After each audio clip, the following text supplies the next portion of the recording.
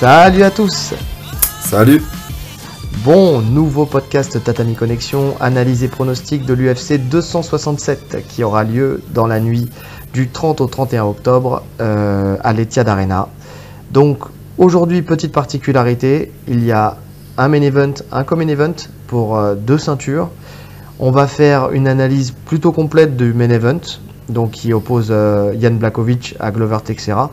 Et on va faire une toute petite analyse pour essayer de faire un podcast qui fasse... Déjà qu'on fait des podcasts longs, mais pour éviter de faire 5 heures de podcast sur le co-main event qui est pour le titre des poids coqs entre Petr Yan et Cory Sandhagen. Exactement. Donc on va commencer avec les lourds légers. Jan Blachowicz versus Glover Teixeira. Glover Teixeira qui a cette chance au titre qu'il mérite plus que plus. Ça fait longtemps qu'on on voulait le voir sur une chance au titre. Il n'a pas combattu pour le titre depuis 2014. Ouais. C'était contre John Jones. Exactement. Et depuis, il a eu... Alors, il a eu des séries de victoires et de défaites. Il a eu 2 défaites, surtout une contre Corey Anderson et une contre Gustafsson. Et sinon, ce n'est que des victoires. Il a été invaincu depuis 2018. Donc voilà. Enfin, voilà. Depuis 2018, il est invaincu. Il a une chance au titre que maintenant. Bon, c'est une KT qui est chargée, effectivement. Mais bon, on est content de le voir à 41 ans. C'est sûrement sa dernière chance au titre. Donc c'est un... Oui, c'est sûr. Donc c'est un plaisir de pouvoir faire cette analyse et ce pronostic de ce combat. Alors, commençons par déjà taille, allonge, victoire, défaite, comme d'habitude. En commençant par Blachowicz. 1m88, une allonge d'1m98,1. 28 victoires, donc 8 KO, 9 soumissions et 11 décisions. Avec une décision de plus qui s'est rajoutée avec le dernier combat contre Adesanya. Ouais, 8 assez défaites. Équilibré, hein, son ratio de victoire. Exactement, ouais. 8 défaites, 2 KO, 1 soumission, 5 décisions. Là, c'est moins équilibré. S'il perd, il va plus souvent à la décision. Ouais. Glover Teixeira, donc 1m88, ils font exactement la même taille. Par contre, une plus petite allonge, 1m93. Ouais. 32 victoires, 18 KO, 9 soumissions, 5 décisions. Et 7 défaites, 3 KO, 0 soumission. Donc 0 soumission, on sait très bien parce que c'est un très très bon Jiu-Jitsuka, on en parlera tout à l'heure. Et 4 décisions. Donc quand on regarde, ils ont à peu près le même palmarès. Donc à quelques victoires près, à 4 victoires, il a une défaite de moins. Bon, il a une carrière qui est sûrement un tout petit peu plus longue. Bon, là où ça change un petit peu, c'est surtout sur le ratio des KO, où Glover Teixeira a un peu plus de KO. Donc voilà, mais sinon, on va dire qu'en termes de niveau d'expérience et d'expérience, on est vraiment sur quelque chose de très cohérent. Ouais. Donc c'est vraiment une opposition qui va être, voilà, honnêtement, qui va être longue à analyser, mais qui va être super intéressante à voir. Je suis d'accord. Je l'attends depuis longtemps ce combat. Et pourtant, si on m'avait dit il y a quelques années que c'est un combat qui me ferait vibrer, je l'aurais pas cru. Mais déjà, franchement, il y a quelques années, Jan Blachowicz, tu ne savais même pas qui c'était. En fait, il était là, mais sans être là, quoi. C'est ça faisait pas partie, c'est pas le mec qu'on aurait vu et pressenti pour avoir la ceinture. Donc voilà, et maintenant il l'a bien, franchement, parce qu'il la défend bien, il prend de l'expérience à chaque fois, à chaque combat. Donc honnêtement, c'est un combattant qu'on prend plaisir à voir aujourd'hui et qu'on ne sous-estime plus du tout. Ouais. Donc on va commencer. Vous nous connaissez, on va commencer par la boxe et on va commencer par le champion avec Jan Blachowicz. Alors, pour ceux qui ont l'habitude d'écouter nos podcasts, il va y avoir de la redite, forcément, parce que bon, son style, elle n'a pas foncièrement changé depuis le combat contre Adesanya. Néanmoins, l'analyse du combat d'Adesanya contre Blachowicz a montré que, quand même, il avait dû faire des ajustements avec l'objectif d'affronter Adesanya, qui est un des plus grands kickboxers, si ce n'est le plus grand kickboxer de l'UFC. Et donc voilà, ça lui a rajouté des armes qu'il va pouvoir justement utiliser et très bien utiliser dans cet événement contre Glover Teixeira. Donc, Petroyan, n'importe quoi, ça y est, je suis déjà trop loin. Je suis Blakovic. déjà trop loin, le mec. Blakovic. Boxe puissante, surtout au niveau des kicks. Il envoie des kicks extraordinaires. Il les envoie à toutes les hauteurs et surtout avec sa jambe avant qui part, qui part très très fortement. Logiquement, en fait, elle part logiquement aussi parce qu'il commence souvent ses actions avec son bras arrière. En tout cas, jusqu'au combat contre Adesanya, c'était son bras arrière qui partait en priorité. Il fait partie de ces gens qui ne jabbaient pas forcément, mais qui envoyaient le bras arrière pour envoyer par exemple un crochet dans la foulée et envoyer la jambe avant. Donc c'était un peu son schéma, ce qui lui permettait aussi de faire d'avancer sur son adversaire et de casser la distance. Et donc voilà, c'était vraiment un moyen pour lui de mettre la marche avant et de déstabiliser en fait l'adversaire, de le mettre sur le reculoir, ce qui lui permettait de faire beaucoup de dégâts avec sa jambe avant. Donc on l'a vu, il l'envoyait avec force. Par exemple, le combat contre Reyes. Ouais, C'est déjà ce que j'ai dit la dernière fois. Voilà, meilleur exemple. Quand on voit l'état des côtes de Reyes à la fin du combat. Bah, il en a pris deux, hein. Il en a pris que deux. Hein. Et déjà au premier, je crois que ses côtes, elles avaient disparu. Au premier, elles ont disparu, au deuxième, elles ont rougi. Donc voilà, mais en tout cas, voilà, une puissance extraordinaire dans ses kicks. Et d'ailleurs, on a vu que cette puissance, elle se ressentait justement dans le combat face à Adesanya, parce que ce qui a empêché Adesanya de venir et de rentrer et d'essayer de mettre en place sa boxe, c'est parce qu'il a respecté à juste titre la puissance de Blakovic, parce qu'il savait que chaque action de Blakovic était dangereuse. Et pour éviter de prendre un KO, il a dû se mettre un petit peu en retrait. Ouais. Donc Blakovic, il est patient, il est décontracté. Ça par contre, alors voilà, ça va souvent avec la puissance dans les frappes de toute façon. Hein. Quelqu'un de décontracté et de relâché, c'est quelqu'un qui mettra plus de puissance dans ses frappes, puisque justement le relâchement fait que ça part beaucoup plus facilement et qu'on peut vraiment tout envoyer en fait, tout simplement. Ouais, mais il est vraiment patient, comme tu dis, je l'ai noté. Il est de plus en plus patient en fait, il est de plus en plus construit. Oui. C'est fou parce qu'il est vieux maintenant, 38 ans. D'avoir pu changer son style à ce point-là en si peu de temps là, sur ces dernières années. Oui, je suis d'accord, ça montre vraiment qu'il a en plus à rajouter dans son arsenal, en tout cas de ce que nous on a analysé, un fight IQ qui est énorme. Et puis il sait s'entourer aussi. Parce que justement, il fait pas n'importe quoi. Enfin voilà, quand il s'agit de se battre contre Adesanya, il s'est entouré de quelqu'un pour le kickboxing qui a été parfait pour lui et qui lui a permis de s'adapter à ce style, le style de Blakovic, qui a pu justement mettre en place un style kickboxing adapté au style de Blakovic. Ouais. Donc voilà, il a aussi ce qu'on peut marquer et notifier et qui va être peut-être aussi déterminant dans ce combat, c'est un uppercut du bras arrière qui est dévastateur. Il l'utilise très très bien. Et pourquoi je dis que c'est quelque chose qu'il va pouvoir utiliser dans ce combat, parce que Glover Teixeira... Glover, il les prend tous. Exactement. Il prend énormément les uppercuts de ses adversaires. C'est ce qui a été déterminant, par exemple, dans le combat contre Gustafsson. Parce que le KO qu'il prend... Je crois qu'il en prend 3 d'un coup, non? 3 d'affilée. C'est ça. En fait, la phase du KO, il en prend 2 ou 3. Et il est sonné. Le même à chaque fois. Le bras arrière. Ouais, c'est ça. Donc ouais, ça va être déterminant dans ce combat. Il est très dangereux dans les sorties de contact ou dans les collisions aussi. Ça, c'est ce qu'on avait dit et c'est une réalité. En fait, il cherche véritablement la situation, donc de venir au contact de l'adversaire, soit de lui rentrer dedans, soit de venir le clincher ou de le saisir, pour qu'en sortie, il puisse envoyer de gros parpaings, parce que c'est là où il envoie les plus gros parpaings, et il essaie d'exploiter ça pour aller chercher le KO. Donc ça, c'est quelque chose aussi qui va être... Qui peut être aussi déterminant, puisque on sait que Glover Teixeira, il ne fait qu'avancer de toute façon. Donc aller chercher la collision et lui rentrer dedans en fait et venir à son encontre, ça peut être ça va être très simple. Voilà, c'est pas quelqu'un qui cherche à reculer, à tourner, il ne recule jamais. Je crois que dans tous les combats de lui, non, il désengage pas. J'ai dû le voir une fois désengagé.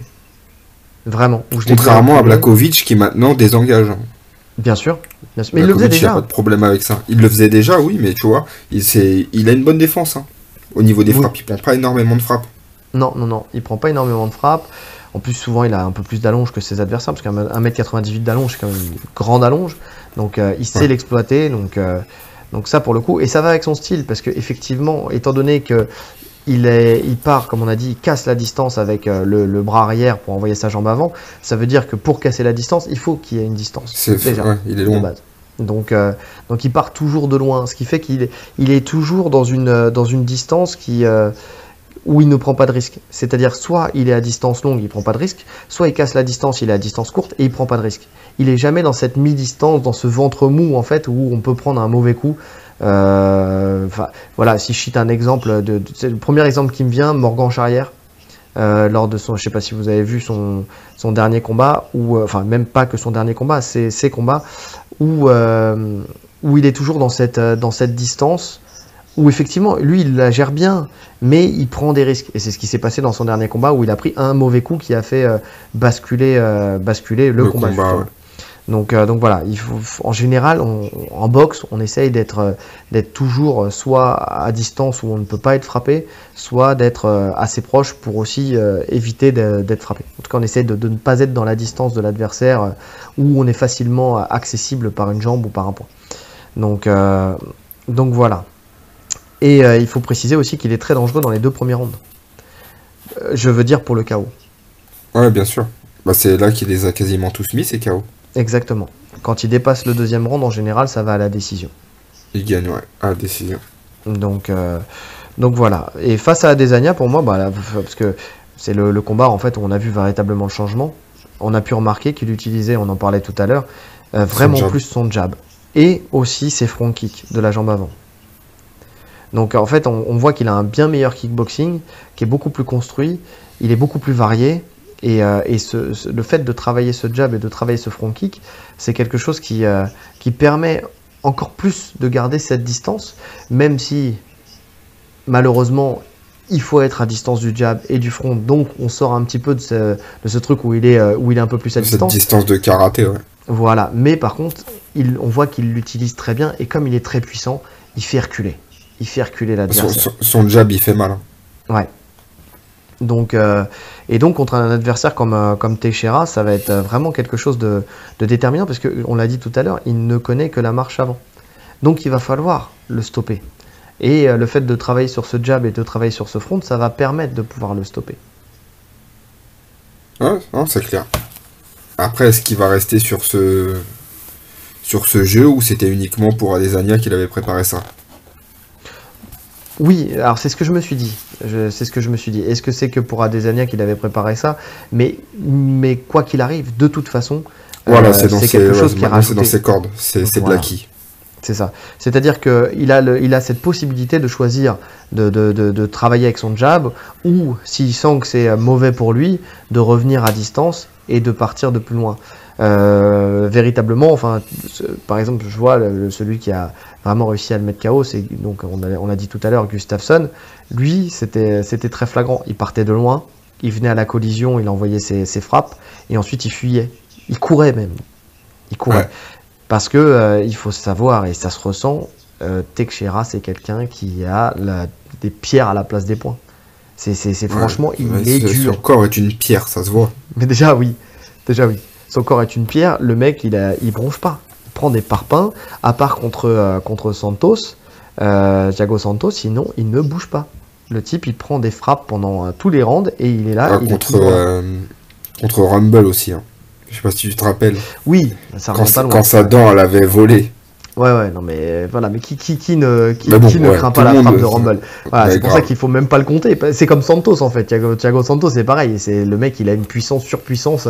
C'est comme ça, c'est de l'inné. Donc voilà. Mais en tout cas pour des gens lambda, même Anthony Smith, enfin tu vois, qui pourtant frappe fort, il a pas pu ébranler Teixeira. Impossible. Ouais. Qui continue à avancer encore et encore. Il prend des frappes et on voit qu'il avance encore et encore. C'est fou. Est-ce que tu as quelque chose à rajouter sur ce cher Blachowicz? Non, sur Blachowicz, tu as tout dit sur sa boxe, franchement. Donc il nous reste à passer à Teixeira. Il y a moins de choses à dire. Il y a moins de choses à dire. Voilà. Teixeira, c'est debout, c'est un boxeur boxe anglaise, quoi. Ouais. Mais vraiment typique boxe anglaise. Des mouvements de tête. Ouais, des mouvements latéraux. Mouvements de tête, ouais, pour avancer, pour passer sous le jab, justement.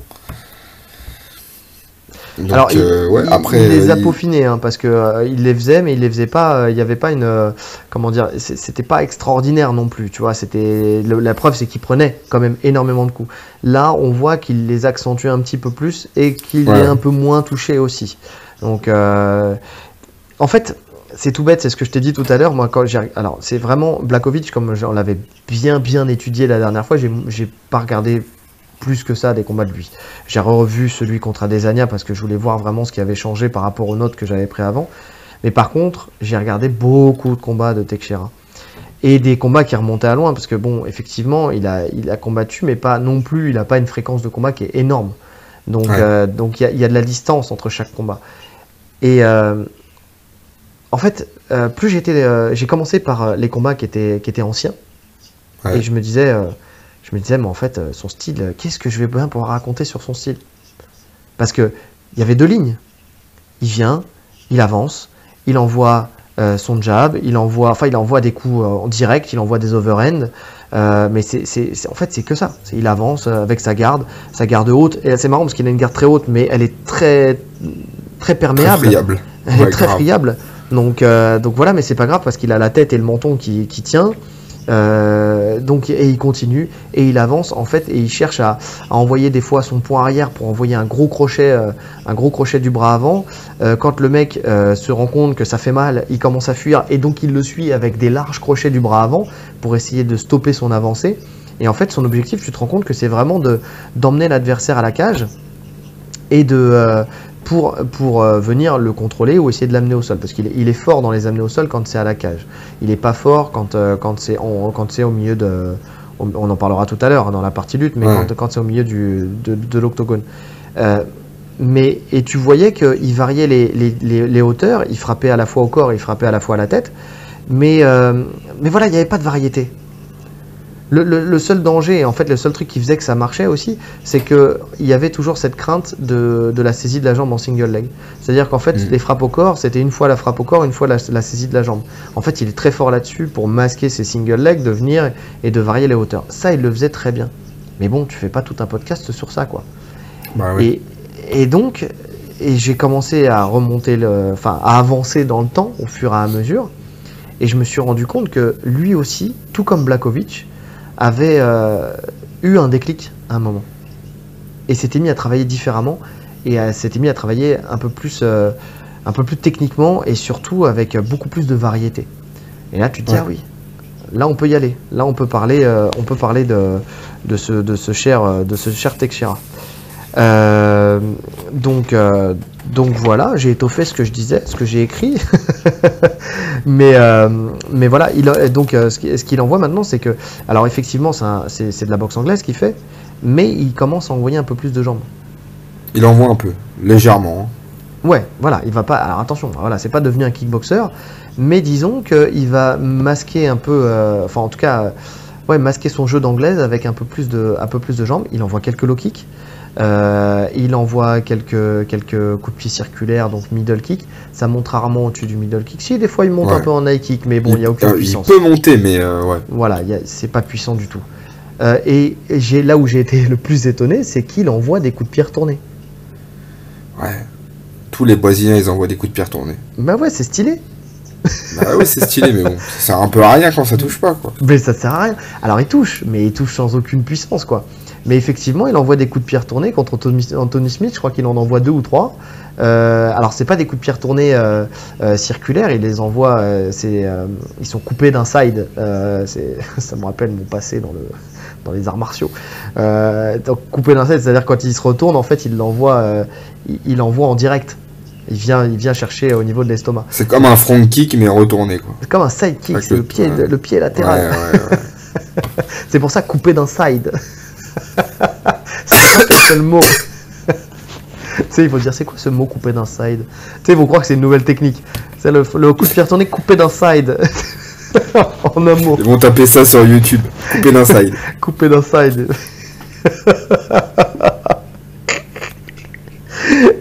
Oh putain. Non, je crois qu'il y a que moi qui connais ce terme. C'est pour ça en fait que je dis ça.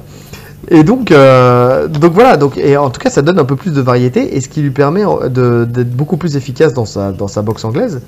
Et surtout il a étoffé sa boxe anglaise, c'est-à-dire que maintenant en plus d'envoyer ses coups de poing directs, il envoie aussi beaucoup d'uppercuts. Beaucoup d'uppercuts, comme d'ailleurs un peu les mêmes que Blachowicz, où il vient tasser la tête de l'adversaire pour envoyer l'uppercut du bras arrière. Et il fait beaucoup plus de mouvements de buste, on l'a dit tout à l'heure.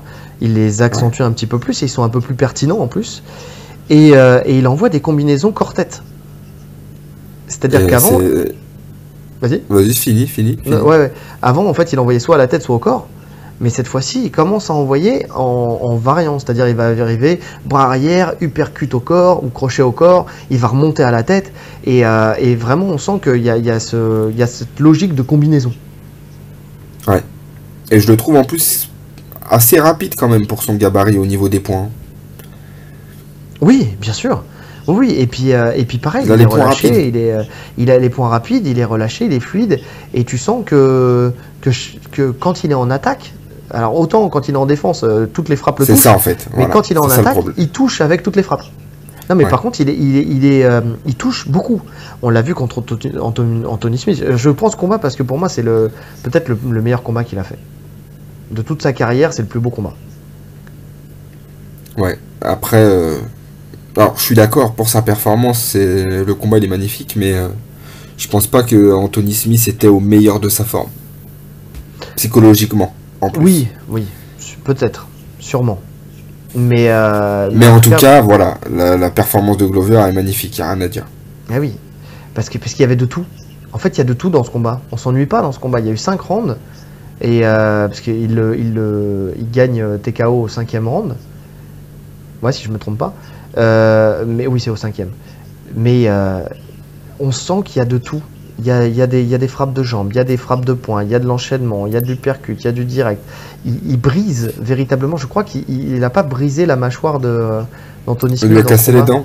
Ouais, il lui a cassé les dents. À un moment, il y a Anthony Smith qui retire sa dent, qui la donne à l'arbitre. Oui, c'est ça.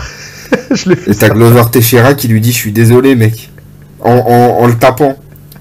Ce combat il est particulier quand même. Ouais, mais tu sens qu'il y a un gros respect entre les deux parce qu'à la fois il le prend, il le soulève, enfin tu vois, il lui fait un câlin, genre merci. Il lui met des coups de poing marteau, il lui dit désolé mec. Et t'as Anthony Smith qui lui dit c'est le taf quoi.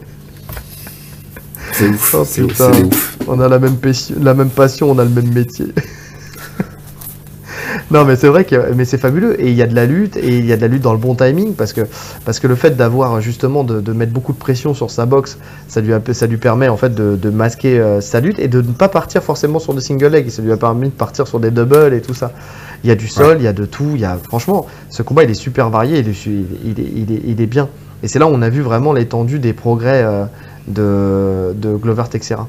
Parce qu'avant, même un Anthony Smith pas forcément au meilleur de sa forme, ça n'aurait pas forcément changé la physionomie de ce qu'il fait. Donc il aurait continué à envoyer des jabs, jabs, overhand, frappe un peu au corps, un peu à la tête, mais il n'y aurait pas eu tous ces enchaînements-là. Donc voilà, et on voit qu'il n'a pas perdu de sa puissance avec ces enchaînements. Toujours la même pression. Donc voilà, c'est fou et j'ai l'impression même qu'il frappe même peut-être plus fort qu'avant. Avec plus d'envie et plus d'entrain. Ouais, ben en fait, moi je le trouve un peu plus rapide des points. Je le trouvais un peu lent avant. Oui. Je sais pas pourquoi je le trouve. J'avais cette image du mec alors puissant mais un peu pâteau. Oui, je suis d'accord avec toi. Et là, je me demande si c'est pas juste un côté psychologique de se dire putain, je suis en fin de carrière. J'ai plus rien à perdre. Donc c'est peut-être effectivement là la dernière chance au titre que j'ai. Donc vas-y, j'y vais quoi. De toute façon, j'ai prouvé que ma mâchoire elle était en adamantium, que même de toute façon, même quand j'étais touché, il a la capacité de réagir parce que on l'a vu contre Thiago Santos, il prend dans le premier round Ouais, c'est ça en fait. Il se fait toucher. Il prend ses knockdowns, tu vois, mais il réagit bien en fait. Il réagit bien et il descend, il va en lutte directement quoi. Et on le voit, il descend dans les jambes et ça lui permet. Et il est encore efficace. Parce que en fait, même sonner, une fois qu'il est au contact dans ce qu'il sait faire, il sait exactement quoi faire en pilote automatique. C'est ça. Parce qu'on sait très bien qu'en général, quand les mecs sont touchés, ils descendent dans les jambes, mais c'est un peu la descente de la dernière chance, et c'est très facilement sprawlé, ou contré, ou renversé, et dans ce cas-là, après, c'est le début de la fin, il y a le grand endpoint qui vient, et puis c'est fini. Alors que lui, une fois qu'il est accroché dans les jambes, il y va, il continue, quoi. Il y va, il continue à mettre la pression, et puis il est aussi puissant en lutte qu'il ne l'est en boxe. Donc quand il commence à s'accrocher, voilà. Et puis il récupère très vite. Parce qu'on voit contre Thiago Santos, une fois qu'il a touché le sol, il était bon, quoi. Il était déjà dans ses passages, il était déjà dans sa mise de pression, il était déjà dans le... Ah ouais, non mais il inverse tout de suite la situation une fois qu'il est dans ce qu'il sait faire le mieux.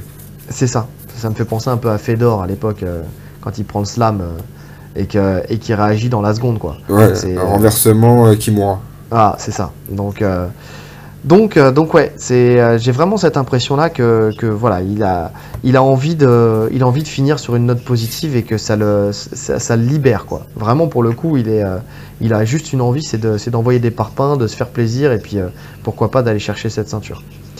Et on a vu que niveau cardio en boxe, il tient sur les 5 rounds sans problème, quoi. Ouais. Enfin, ces enchaînements, c'est les mêmes, avec la même intensité, avec le même avancé, avec la même envie du début de la première à la dernière seconde, quoi. Non, clairement. 5 rounds à son âge, c'est fort. Après, j'avais lu une interview de lui il y a pas longtemps où il disait que finalement, ça fait pas si longtemps que ça qu'il s'entraîne vraiment comme un pro, en fait. Avant, il était très dans la fête, etc. Ouais. Et il s'est vraiment professionnalisé à avoir une éthique... de récupération et tout, il n'y a pas si longtemps que ça. Et ça lui réussit bien, en tout cas. Bah ouais. Il a plus d'âge, de toute façon, pour faire la fête, tu vois. Ah, c'est ça. Voilà, c'est le petit thé vert à la fin de la journée, et puis... un petit camomille au lit, hein. Petite camomille. Et... donc voilà. Est-ce que tu as quelque chose à rajouter sur la boxe de Nacher Teixeira? Non. Comme t'as dit, après lui c'est vraiment... moi son seul défaut sur sa boxe c'est que soit il avance tout le temps, et en fait quand il avance il est bon, soit il reste sur place. Il reste sur place, il est statique. Et c'est ça le gros problème de sa boxe en fait. C'est qu'il est à plat sur ses pieds, il est statique. Alors il bouge bien la tête. Ouais. Donc il peut éviter une frappe, il peut éviter 2 frappes. Sauf que en MMA quand ça commence à pleuvoir, les mouvements de tête, c'est pas forcément la bonne solution. Surtout sans contrer, en fait. Si tu fais un mouvement de tête pour contrer dans la foulée, oui. Mais si tu pars sur des mouvements de tête en continu, tu vas te faire toucher, c'est sûr. Et c'est pour ça qu'il prend énormément de frappes. Ouais, mais là, tu vois, c'est ce que je disais sur ces mouvements de buste, en fait, ce qui est pas mal, c'est qu'il envoie le mouvement de buste pour envoyer le uppercut. Enfin, tu vois, là, il a vraiment une attitude boxeur où il essaie d'éviter le jab, et de remonter avec son uppercut et tout ça. Il y a vraiment une recherche de capitaliser sur le mouvement de buste. Tu vois. Ouais. Si c'est ça, c'est pas le cas avant. Avant, c'était juste, en fait, il faisait, et c'est parce que c'est ce qui me fait rire, moi, c'est sa manière dont il avance sur son adversaire. En fait, il fait des tout petits pas chassés. Tu sais, il avance, puis avant, puis arrière, puis avant, puis arrière. Mais vraiment en boxe anglaise, quoi, avec ces rotations un peu pour passer en dessous. Et c'était très drôle. Et là, il le fait toujours, mais on sent qu'il capitalise plus quand même. Donc ouais, non, je suis d'accord. Et qu'est-ce que je voulais dire? Donc pour ce combat alors.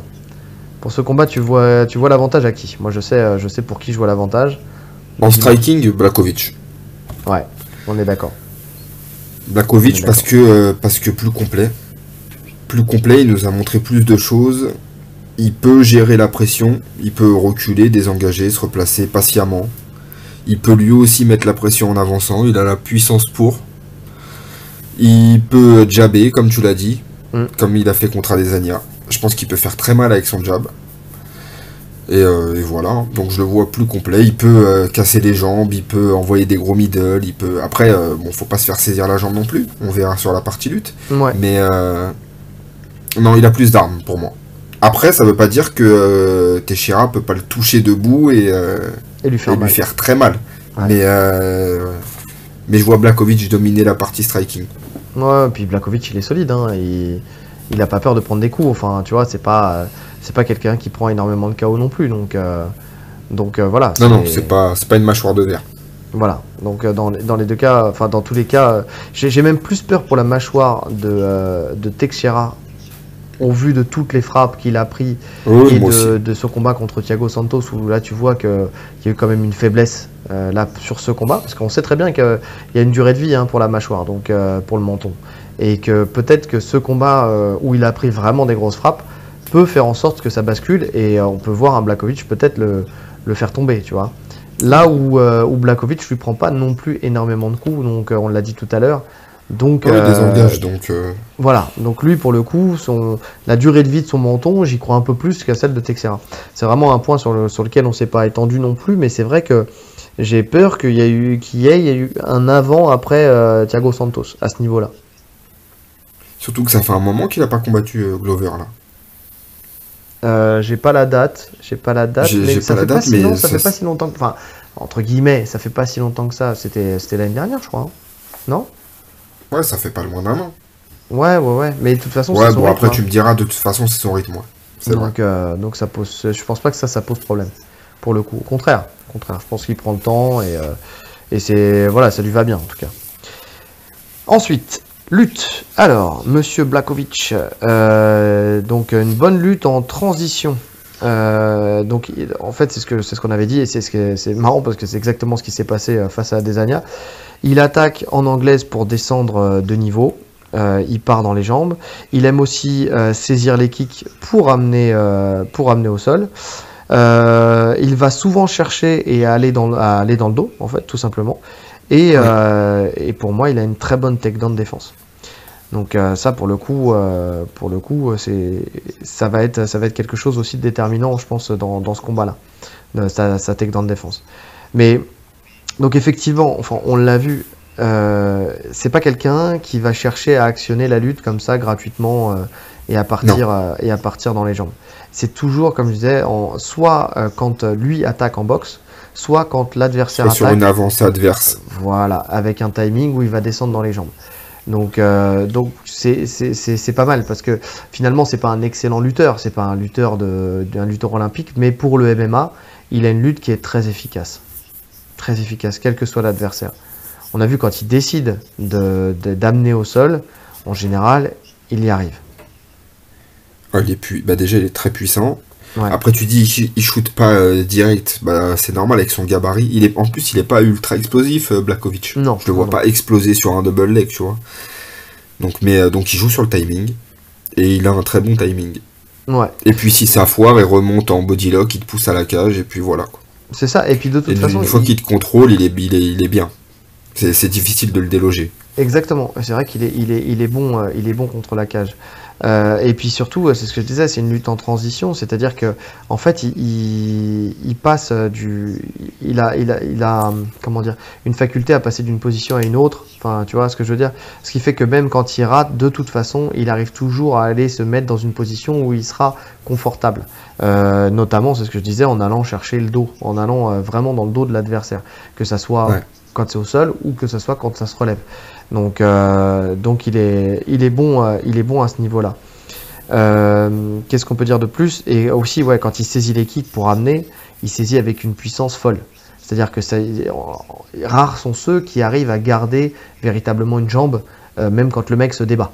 Lui, il y arrive, on sent qu'il est très puissant. Quand il saisit une jambe, elle lui appartient. Elle n'appartient plus à son propriétaire. Donc voilà. Et en plus de ça, il est intelligent dans sa lutte, c'est-à-dire qu'il n'envoie pas ça tous azimuts. C'est pas, déjà, ça sera jamais dans les débuts de combat, entre guillemets. C'est plutôt une fois qu'il a bien marqué son striking qu'il va chercher en fait à aller chercher et à amener la lutte. Comme il a fait contre Adesanya. Exactement. Il va user d'abord l'adversaire, il va le coller à la cage, il va faire en sorte vraiment d'aller chercher à puiser l'énergie de son adversaire, et ensuite il va commencer à actionner. Donc là-dessus, il est très bon. Il est vraiment très bon. De toute façon, hein, ça va avec son jeu, patience. Oui. Ça, de toute façon, c'est son leitmotiv maintenant. Pas de précipitation, on y va. Il sait qu'il peut aller à la décision, il sait qu'il tient les 5 rounds. Donc, il n'y a pas de raison, en fait, de toute façon, de se précipiter. Et puis, il est champion en plus. Donc, ça change ta façon de combattre. Bien sûr. Très bonne takedown defense, parce que j'ai un très bon anglais. Tout le monde peut le constater. I have a good accent. Et donc, qu'est-ce que je veux dire? Ça va être très important en fait dans ce combat parce que une des forces de Teixeira, c'est le sol. C'est une très bonne. Alors, les deux sont ceintures noires du jiu-jitsu brésilien, mais il y en a un qui est une meilleure ceinture noire, sur le papier en tout cas, qui a beaucoup plus d'expérience, qui a fait la DCC, voilà, quand tu es au sol avec lui, c'est un peu compliqué, notamment dans les contrôles. Il faut éviter d'être amené au sol. Maintenant, c'est pas quelqu'un qui a une lutte extraordinaire, Teixeira. On va en parler juste après, mais il n'a pas un ratio de fou. Donc déjà quand t'as pas un bon ratio et qu'en plus en face t'as quelqu'un qui a une bonne takedown defense et que tu sais que en plus le combat il vaut mieux pour lui qu'il se passe debout, c'est quand même une force d'avoir cette faculté à défendre toutes les amenées au sol. Ouais. Donc, non, mais c'est vrai que ça va être compliqué. De l'amener, ça va être très compliqué. Ouais. Donc c'est pour ça, ça aussi, c'est un des points déterminants de ce combat. Rien d'autre à rajouter sur la lutte de Blachowicz? Non, on peut passer à Teixeira. Alors, Teixeira, c'est très simple, de toute façon. Tout comme la boxe, ce qu'il fait, c'est très simple. Il cherche en fait à attaquer essentiellement le single leg. Donc, c'est ce que je vous ai dit tout à l'heure. Soit, quand il envoie les frappes au corps, il frappe au corps, ou soit il descend et il vient saisir la jambe. Donc voilà. Après, il n'a pas une énorme réussite, sauf quand ça se passe collé à la cage. Parce que quand ça se passe collé à la cage, il arrive à prendre appui avec cette cage et tout ça pour venir se positionner un peu mieux. Et là, dans ce cas-là, il adore arracher. Très souvent, du single leg, il arrache. Enfin, très souvent. Non, pas tant que ça, parce qu'effectivement, il n'a pas beaucoup de réussite. Mais il arrive à vraiment passer en dessous de l'adversaire, à l'arracher, et pour le faire chuter à l'intérieur de la cage. En fait, il ne cherche pas à le garder collé à la cage, il cherche toujours à c'est pour ça qu'il arrache, c'est pour venir orienter l'adversaire à l'intérieur de la cage, puisque lui, son jeu après par la suite, c'est de venir et de gagner du terrain pour monter petit à petit, enfin aller jusqu'à la position montée. On y viendra sur la partie sol. C'est un jeu de Jujitsuka classique. Ouais, Jujitsuka classique, mais d'un mec qui quand même préfère être au-dessus, en tout cas notamment pour le MMA. Donc voilà, depuis quelques temps, il se met à saisir les kicks, donc pour essayer d'amener au sol. Aussi. Alors, oui, avant il faisait juste que les faire passer, enfin tu sais, avec sa main, il faisait vraiment le crochetage avec la main en cuillère comme ça pour essayer d'évacuer les kicks. Maintenant, il essaie de les saisir. Alors, il arrive à les attraper, mais malheureusement, force est de constater qu'il n'en fait pas grand-chose. Pour le coup, c'est pareil. Il a vraiment, pour le coup, en fait, quand il fait tomber ses adversaires plus souvent sur une phase de boxe que quand il va toucher l'adversaire que sur une phase de lutte. Ce qui est dommage parce qu'avec le sol qu'il a, il aurait pu, avec le temps, peut-être essayer de vraiment maximiser sur le travail de la lutte pour essayer de faire chuter.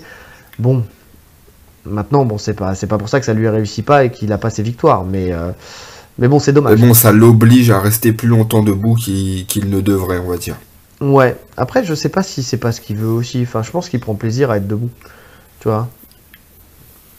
Ouais, non, mais je dis pas qu'il prend pas plaisir. Je dis que ça serait plus facile comme chemin pour lui de chercher le sol plus tôt. Ouais, c'est vrai. Parce qu'on voit sur ses derniers combats, il domine clairement au sol. Ah bah bien sûr. Bien sûr. La seule chose qu'il fait pas bien quand il est au sol, qu'il n'a fait qu'une seule fois en carrière en soumission et qu'il essaye à chaque fois qu'on essaie de l'amener au sol, parce que il est pas exceptionnel en attaque, mais il est encore moins bon en défense. Il défend très très mal la lutte. Alors il y a des moments où il va réussir à rester stable, à rester debout, mais la plupart du temps il se fait quand même amener et sa seule défense ce n'est pas le sprawl mais la guillotine. En fait, il vient et il prend la guillotine, et il essaye quand même de se positionner avant de tomber, mais force est de constater que elle passe jamais, quoi. Ah, les bras sont trop gros. Les bras sont trop gros, peut-être, je ne sais pas. Ou alors les mecs défendent trop bien maintenant, mais en tout cas, voilà. Et en plus, j'ai vu, en matant tous ces combats, qui prennent la guillotine avec le bras ou qui prennent la guillotine sans le bras. Parce qu'on sait que ça change quelque chose. C'est quand on la maîtrise pas, c'est beaucoup plus difficile de placer une guillotine. En plus, quand t'as les gants, tu vois, quand t'as le bras, parce que voilà, le bras fait que tu peux garder une distance et donc limiter le verrouillage, en tout cas la pression sur la gorge. Et en plus de ça, on peut se servir de ça pour essayer de sortir, de faire glisser la tête et de sortir. Mais même quand il n'y a pas le bras, on voit que à chaque fois, il se retrouve quand même en dessous. Il se retrouve quand même en dessous et c'est un vrai problème. Donc il est pas très bon. Il est pas très bon en général sur la lutte, sur les phases de lutte. En défense. Ouais, et en attaque aussi. Mais oui, en attaque. Ouais, sur les deux. Franchement, honnêtement, en attaque et en défense, c'est pas fou. C'est pas fou. Par contre, alors même si il se fait amener au sol et même s'il est pas très bon en défense, il arrive à se relever quand même relativement bien. Il est très fort là-dessus. C'est ça aussi qui fait sa force et qui fait que les gens ils passent pas beaucoup de temps en dessous. Tu vois, quand il est en dessous, et c'est marrant parce que autant il a un problème de frappe, on en reparlera sur la partie sol, mais autant il se fait beaucoup toucher quand il est debout, autant quand il est au sol et quand il est en dessous, même quand il y a un gros grand end-pound, il prend très peu de frappe. Ouais, il arrive parce qu'il est dans son monde. Voilà. Il a vraiment son jeu, son schéma, bras sous l'aisselle, il vient bien coller la tête. C'est ça. Voilà. C'est très difficile de le toucher. Exactement. Et quand il remonte, il donne par contre très souvent son dos. Donc il tourne le dos à l'adversaire, mais personne n'arrive à capitaliser dessus. Parce qu'il le défend très bien. En fait, soit il arrive à se remettre face à l'adversaire, soit même quand le mec met les crochets, il arrive à faire glisser l'adversaire jusqu'à ce qu'il tombe, et justement où lui pourra reprendre une position favorable. Il est très dur à prendre. Son dos, il est très dur à prendre. Donc il le donne bien volontiers, et c'est ce qui fait sa force, parce qu'il arrive à se relever. En fait, il est face, il se relève très facilement. Mais derrière, il prend pas énormément de risques. Ouais. Donc, surtout que, comme tu dis, personne l'a pris, donc... Et il a affronté du beau monde jusque-là, donc... Bien sûr. Et quand, alors, il y en a qui ont réussi à mettre les crochets, tu vois. Je sais plus contre qui c'était. J'ai vu un combat, je vous ai dit, j'en ai vu tellement, et puis vous connaissez ma passion pour les prénoms. Ta mémoire. Pour ma mémoire des noms. Mais je sais plus contre qui c'était. Alors si, c'est contre Krylov. Okay. En plus, attends, un nom comme ça, faut s'en souvenir. Donc contre Krylov, c'est un combat magnifique, je vous le conseille d'ailleurs. Teixeira contre Krylov, c'est un très bon combat. Et pour le coup, il se fait prendre le dos plusieurs fois, je crois au moins 2 fois. Et donc à chaque fois, il arrive à se mettre, tu sais, les fesses en l'air, tu vois, les mains au sol, les fesses en l'air, et puis il fait glisser son adversaire. Voilà, c'est vraiment un truc qu'il fait très bien. Pas de panique, quoi. Ouais, pas de panique, et il est très très bon là-dessus. Donc il peut donner en défense de lutte son dos, ça pose aucun problème. Est-ce que tu vois quelque chose d'autre à dire sur ce... Non, je vois que ça fait 2 points pour Blachowicz, parce que je le vois meilleur en lutte. Pour ce combat, effectivement, moi aussi. En fait, tout simplement parce qu'il se fera pas amener, tout simplement. Ouais. En fait, ça va être difficile de l'amener en tout cas. Je le vois pas amener.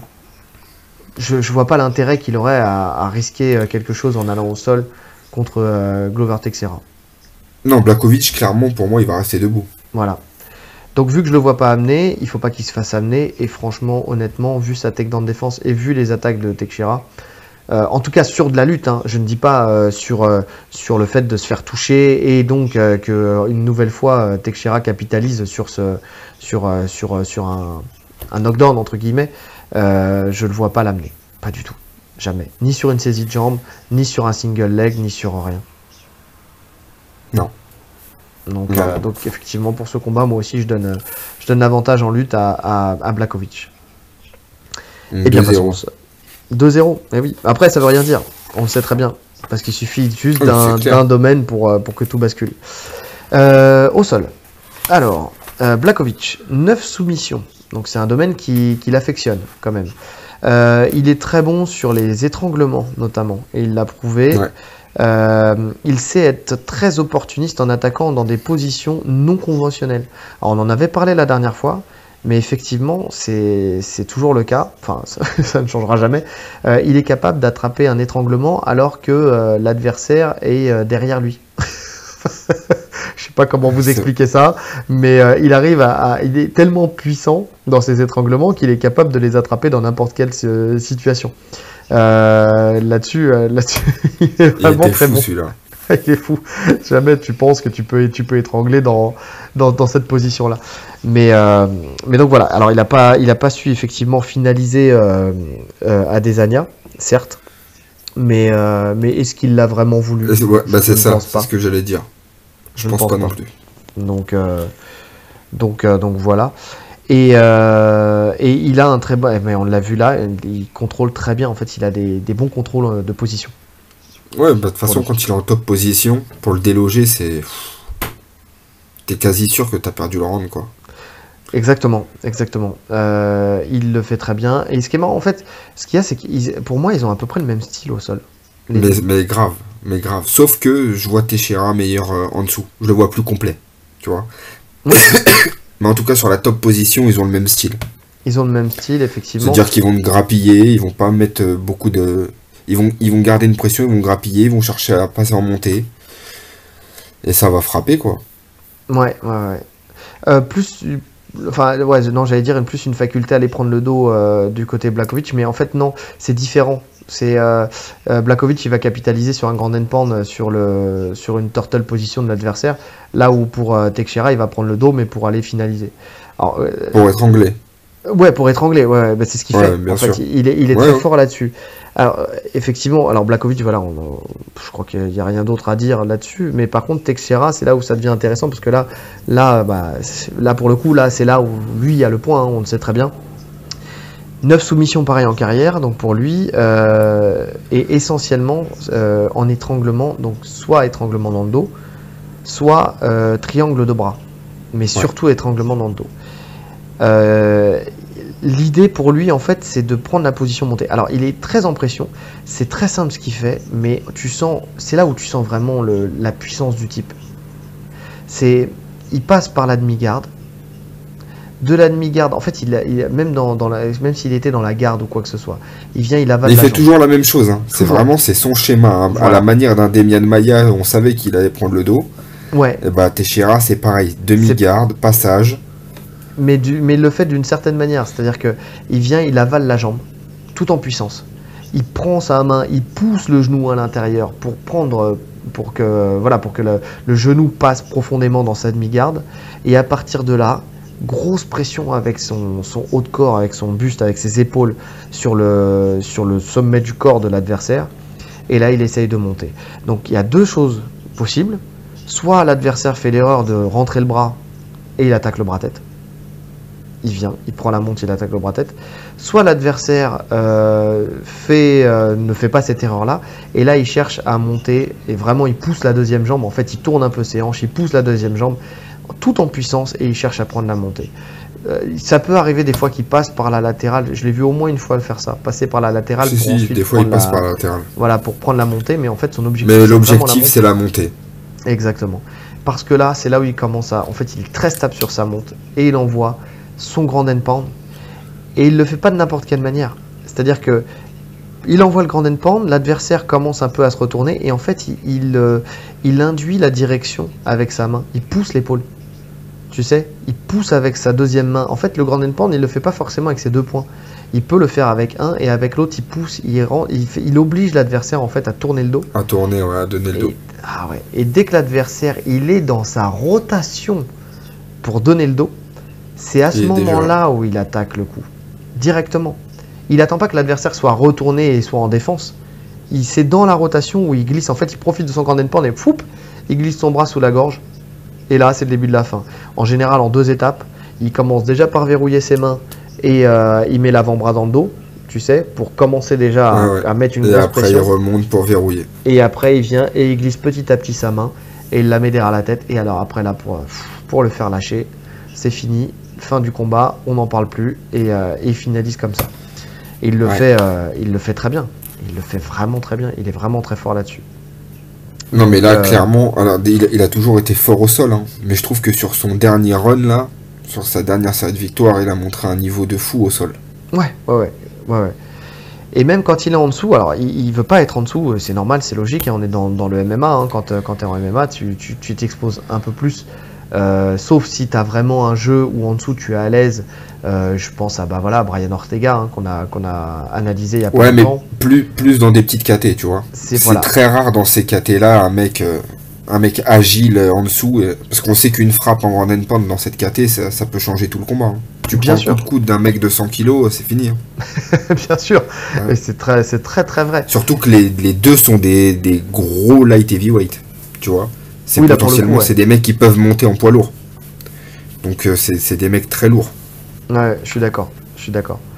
D'ailleurs, Blachowicz parlait de monter en poids lourd. Après ce combat, peut-être. Ah ouais.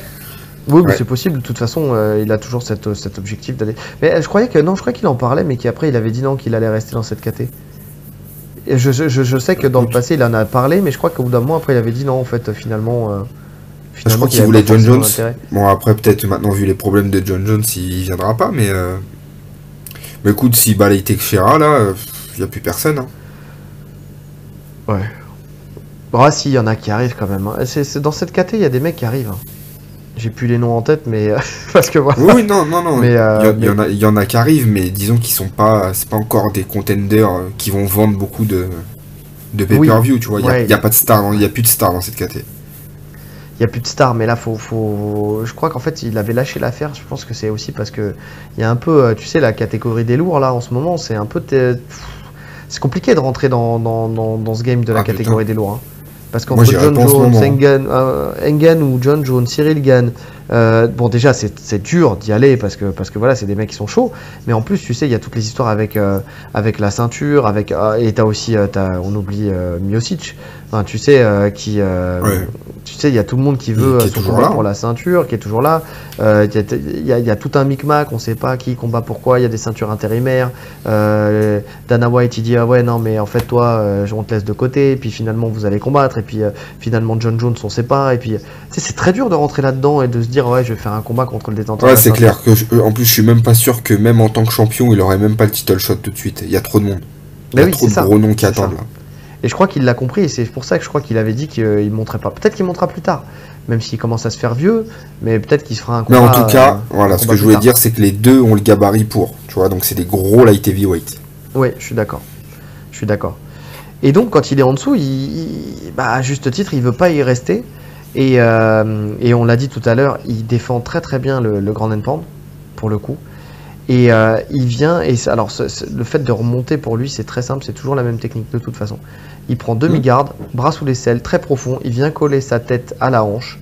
Et là, alors deux solutions, soit il remonte en première intention, donc c'est-à-dire qu'il vient, il charge et il reprend le dessus sur le mec, soit une fois que l'adversaire résiste, en fait il repasse en dessous. Ouais. Il profite de la résistance de l'adversaire pour se glisser en dessous et remonter. Donc, et même si c'est des phases... C'est propre, hein. Franchement voilà, c'est super propre. Tu sais ce qu'il va faire, hein, mais c'est tellement bien fait que... Ouais, mais de toute façon, il est très fort. Je l'ai dit tout à l'heure, il a fait la DCC. J'ai le souvenir d'un combat en 2011 où il perd contre Cyborg, à Breux, mais il perd au point. Il me fait penser à lui en plus. La même dégaine. Ouais, c'est la même dégaine. C'est vrai en plus maintenant, surtout les deux chauves. Ouais, grave. Et donc ouais, non, mais le mec est là et il combat contre Cyborg. Et franchement, c'est pas un combat facile pour Cyborg. C'est pas ridicule, ouais. Tu vois, donc il est là, il est présent, c'est une très bonne ceinture noire. C'est pas une ceinture noire de MMA. Hein, tu sais, de jiu-jitsu brésilien pour le MMA, comme c'est souvent le cas. C'est une ceinture noire de jiu-jitsu brésilien, une véritable ceinture noire de jiu-jitsu brésilien qui performe et qui fait de la compétition en grappling en jiu-jitsu brésilien. Donc voilà, et pour le coup, c'est quelqu'un de bon. Donc au sol, dos au sol, il restera jamais. Et c'est pour ça qu'on disait tout à l'heure, et à juste titre, que Blachowicz, il a aucun intérêt à aller au sol avec lui. Parce que d'une part, il ne pourra pas le contrôler. Se mettre dans les problèmes là. Bah oui, il ne pourra pas le contrôler. Et s'il se retrouve en dessous, ça va être très dur de l'éloger. Par contre, tu prends pas de risque de soumission quand il est en dessous. Non. Aucune. Parce qu'il y a eu un combat, je sais plus contre qui, où il tente un espèce de juji, mais en fait il tente le juji plus pour créer de la distance, en fait pour faire réagir, pour mieux pouvoir revenir et remonter. Donc, le seul mec qui a pu l'amener au sol et a capitalisé là-dessus et a vraiment été fort, c'est Corey Anderson. Parce que la lutte, elle était trop chaude. En fait, il s'est fait avoir sur tous les domaines. Que ça soit en boxe, que ça soit en lutte, que ça soit au sol, il pouvait rien faire. Il pouvait rien faire. Ouais. Corey Anderson, il était vraiment trop fort pour lui. C'était il y a longtemps, tu me diras. Mais bon, quand même. Donc voilà. Enfin, en tout cas, voilà. Si par chance pour lui ça va au sol, il a largement de quoi dominer le débat. Ouais. Et que ça soit au-dessus ou en dessous. Ouais. Hein.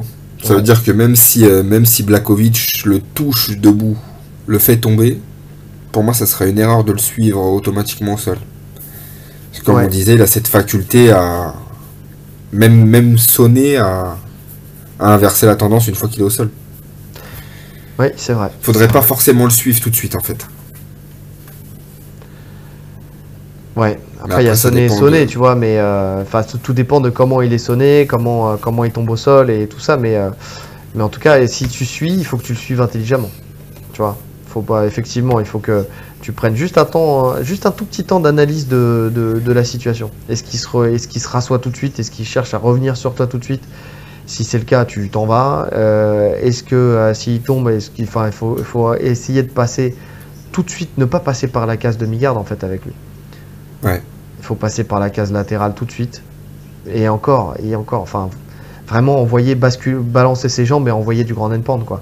Essayer de finaliser avec un gros grand end-pound, un gros marteau ou quelque chose comme ça pour le sonner un peu plus. Mais si tu passes par la case demi-garde, de toute façon, il va... Même en garde fermée, hein. Vaut mieux être en garde fermée qu'en demi-garde. Hein. Ouais, vaut mieux être en garde fermée. Garde fermée, il n'y a pas vraiment de danger en fait. Hein. Ouais, mais garde fermée... Il va chercher à se relever. Il va chercher à se relever, mais bon, je le vois pas sweeper de la garde fermée. Non, il sweepera pas de la garde fermée, mais en fait, il faut que tu lui mettes la pression. Si il est en garde fermée, il faut que tu mettes la pression pour rester dans la garde, pour le coup. Parce que sinon, si tu laisses un peu d'espace, il va faire en sorte de venir prendre la demi-garde. Tu sais, quand il a attaqué le Juji, justement, c'est parce qu'il était dans la garde. L'adversaire était dans sa garde. Donc il est venu, en plus il est monté très vite, hein, sur le Juji, il a les formes de corps pour. Hein. Donc il s'est mis très vite perpendiculaire, le mec s'est redressé, en fait pour tout de suite venir sur une position où il était favorable, où c'était mieux pour lui pour remonter. Donc c'est ça en fait son intelligence du sol, c'est qu'il sait créer le danger pour que toi tu réagisses, pour te faire réagir et pour qu'il puisse ensuite derrière se remettre dans une position où il va se relever. Ou pas se relever, mais en tout cas renverser et repasser au-dessus. Donc ouais, non, dans tous les cas c'est un bourbier, faut pas y aller. Donc pour ce combat, moi, avantage Texera, je pense qu'on est d'accord. Hein. Ouais, clairement. Beaucoup plus d'expérience, beaucoup plus de technique. 2-1, effectivement, 2-1. Bon, pour les à côté, il n'y a pas grand chose à dire. Hein. Qu'est-ce que t'en penses? À part la confiance qui monte qui monte combat après combat pour Blachowicz. Qui prend de l'expérience pour chaque combat, mais après voilà, il y a rien. C'est pas des combattants qui font beaucoup parler d'eux, qui ont des choses dans leur entourage qui pourraient faire basculer un combat. Pour le coup, c'est des mecs discrets, ils parlent pas trop. Ouais. C'est des 100% fighters. Ils sont pas dans les médias.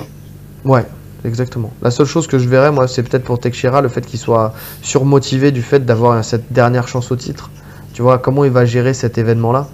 Est-ce que l'expérience va faire que ça l'impactera pas? Est-ce que vraiment ça a une importance aussi ce titre pour lui? Tu vois, peut-être, ça a toujours une importance. On est les mecs qui sont à l'UFC, c'est pas seulement pour combattre. Ça l'est, mais bon, l'idée c'est d'être aussi le meilleur. Mais bon, voilà, quand tu sais que depuis 2014 t'attends la nouvelle chance au titre, quand même, tu vois, comment il va gérer cet élément? C'est vraiment la fin pour lui là. Ouais, 41 ans. Tu vois, s'il prend la ceinture, il va peut-être la défendre une fois, 2 fois. Et... c'est ce que je me dis. Et l'UFC lui fera pas de cadeau. Voilà, on a dit il combat une fois par an, tu vois, donc... Ouais. Et l'UFC, je pense qu'il lui fera pas de cadeau. Enfin, tu vois, s'il veut gagner, il va falloir qu'il soit solide. Hein.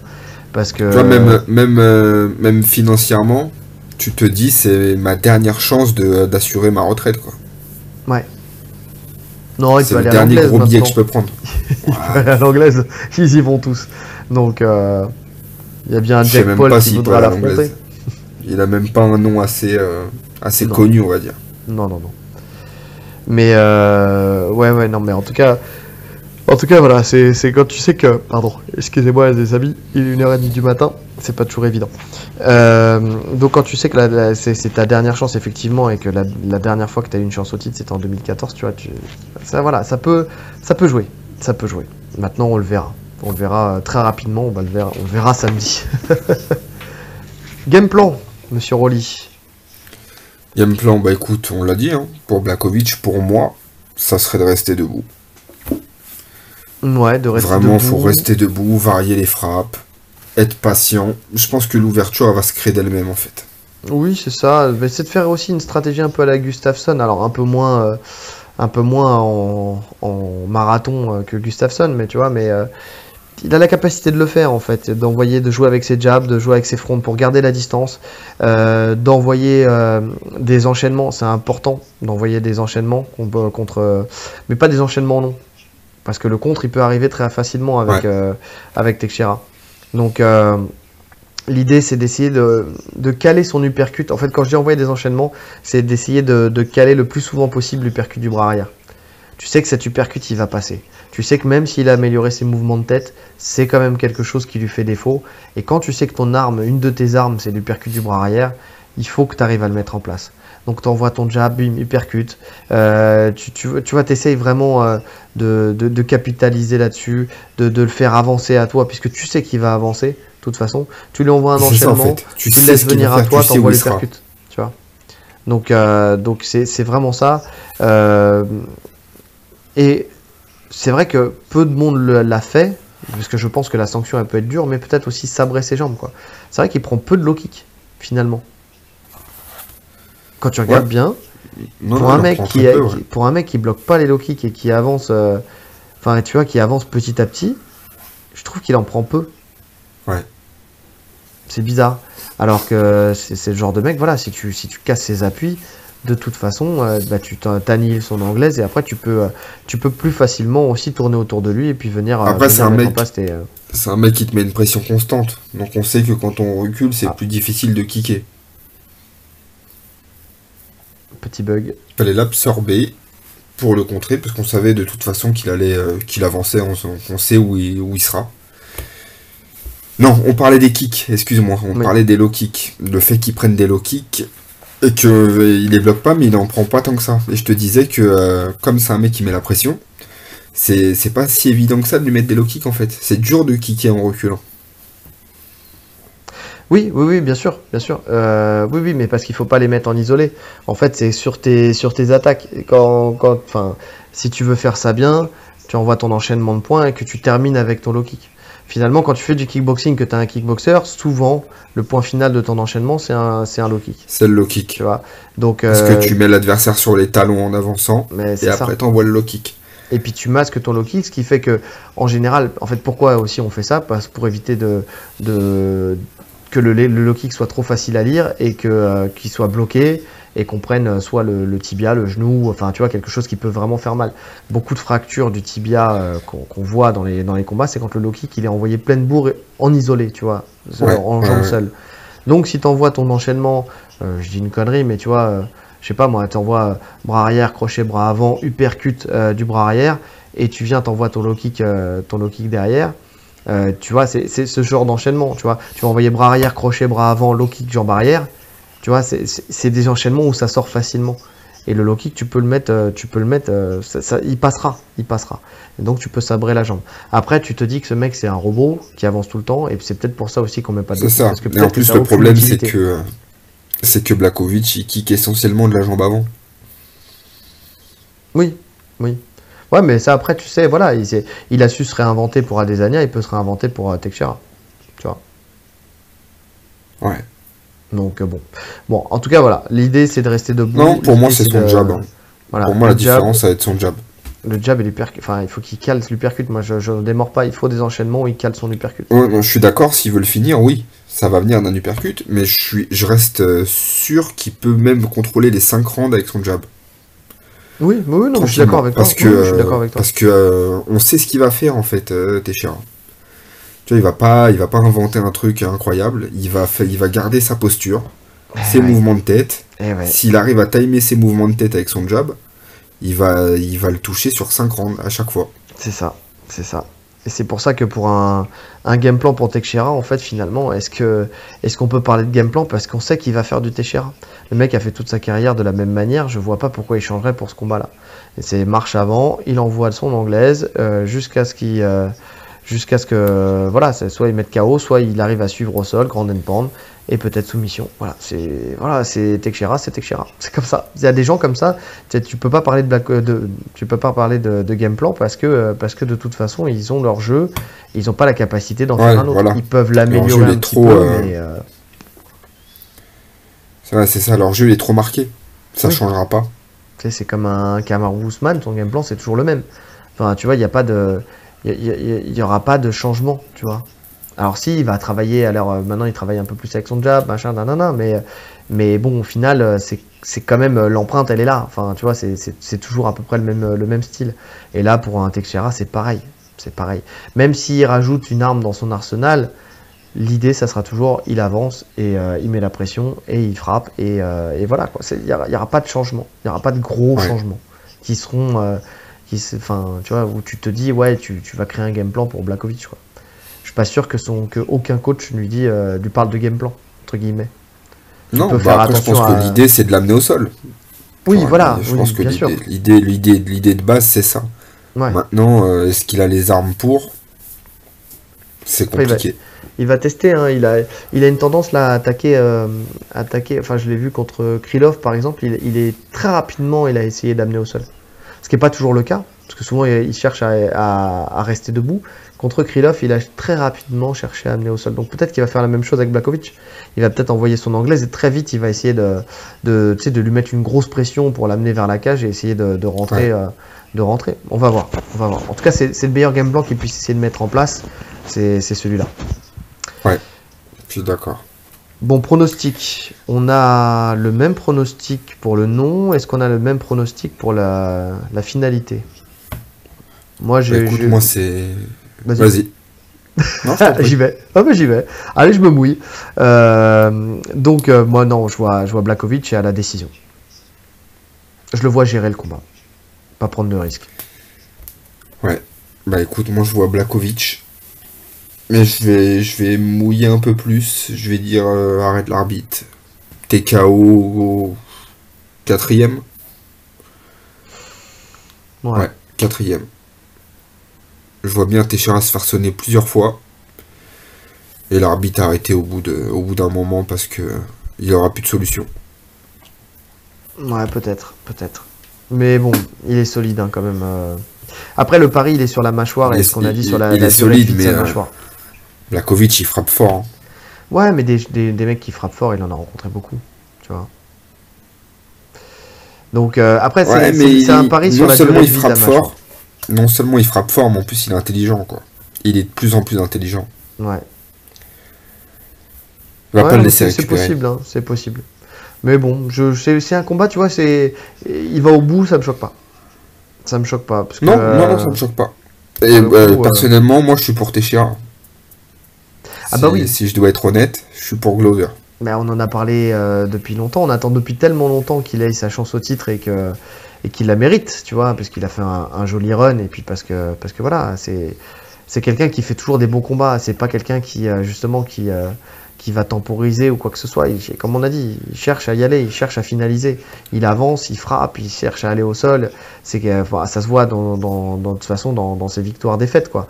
C'est 18 KO, c'est pas pour rien. C'est le mec qui cherche vraiment à finaliser les adversaires. Donc oui, bah, moi aussi.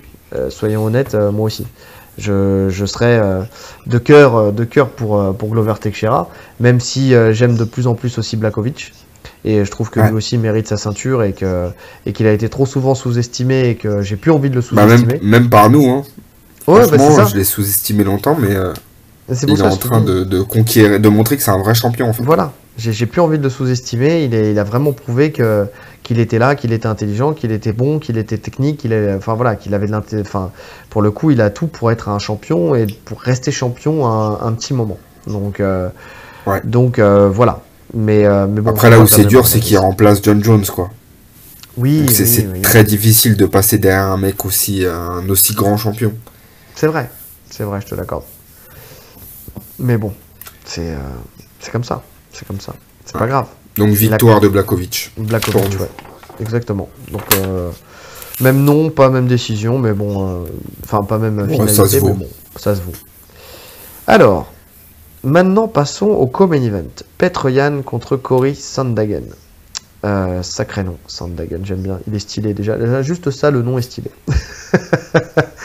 Pour la ceinture des poids coqs. Alors, ceinture intérimaire. Parce que Aljamain Sterling a toujours la ceinture. Il devait affronter Petr Yan pour la revanche. Parce qu'on sait très bien comment c'est fini le premier combat. Où Petr Yan a été disqualifié parce qu'il a frappé... Sterling quand il était encore à genoux au sol. Ouais. Il l'a frappé à la tête. Ouais, enfin, il l'a frappé. Il l'a frappé à la tête avec un coup de genou, parce qu'on n'a pas le droit de frapper quand il y a 3 appuis au sol. On ne peut pas frapper avec une jambe, donc que ce soit genou ou pied, un adversaire qui est au sol, à la tête. Et donc voilà, il a été disqualifié bêtement. C'est dommage parce que il était en train de dominer et de gagner complètement. Surtout, c'était un beau combat. Magnifique. Il était en train de lui rouler dessus. Hein. Il montait en puissance grave. Il montait en puissance grave. En fait, tu sentais qu'il lisait, qu'au début, il a pris la mesure. On peut pas dire du fil à retordre parce que ce serait pas le cas. Mais Aljamain Sterling, il était potentiellement sur une bonne mouvance dans son combat, en début de combat. Et puis très rapidement, après, ça a été lu. Tout le style a été lu par Petr Yan qui après. En fait, c'est ça. C'est comme il a fait contre Aldo. Ouais. Tu vois, c'est équilibré et plus ça avance, plus il monte en puissance en fait. C'est ça.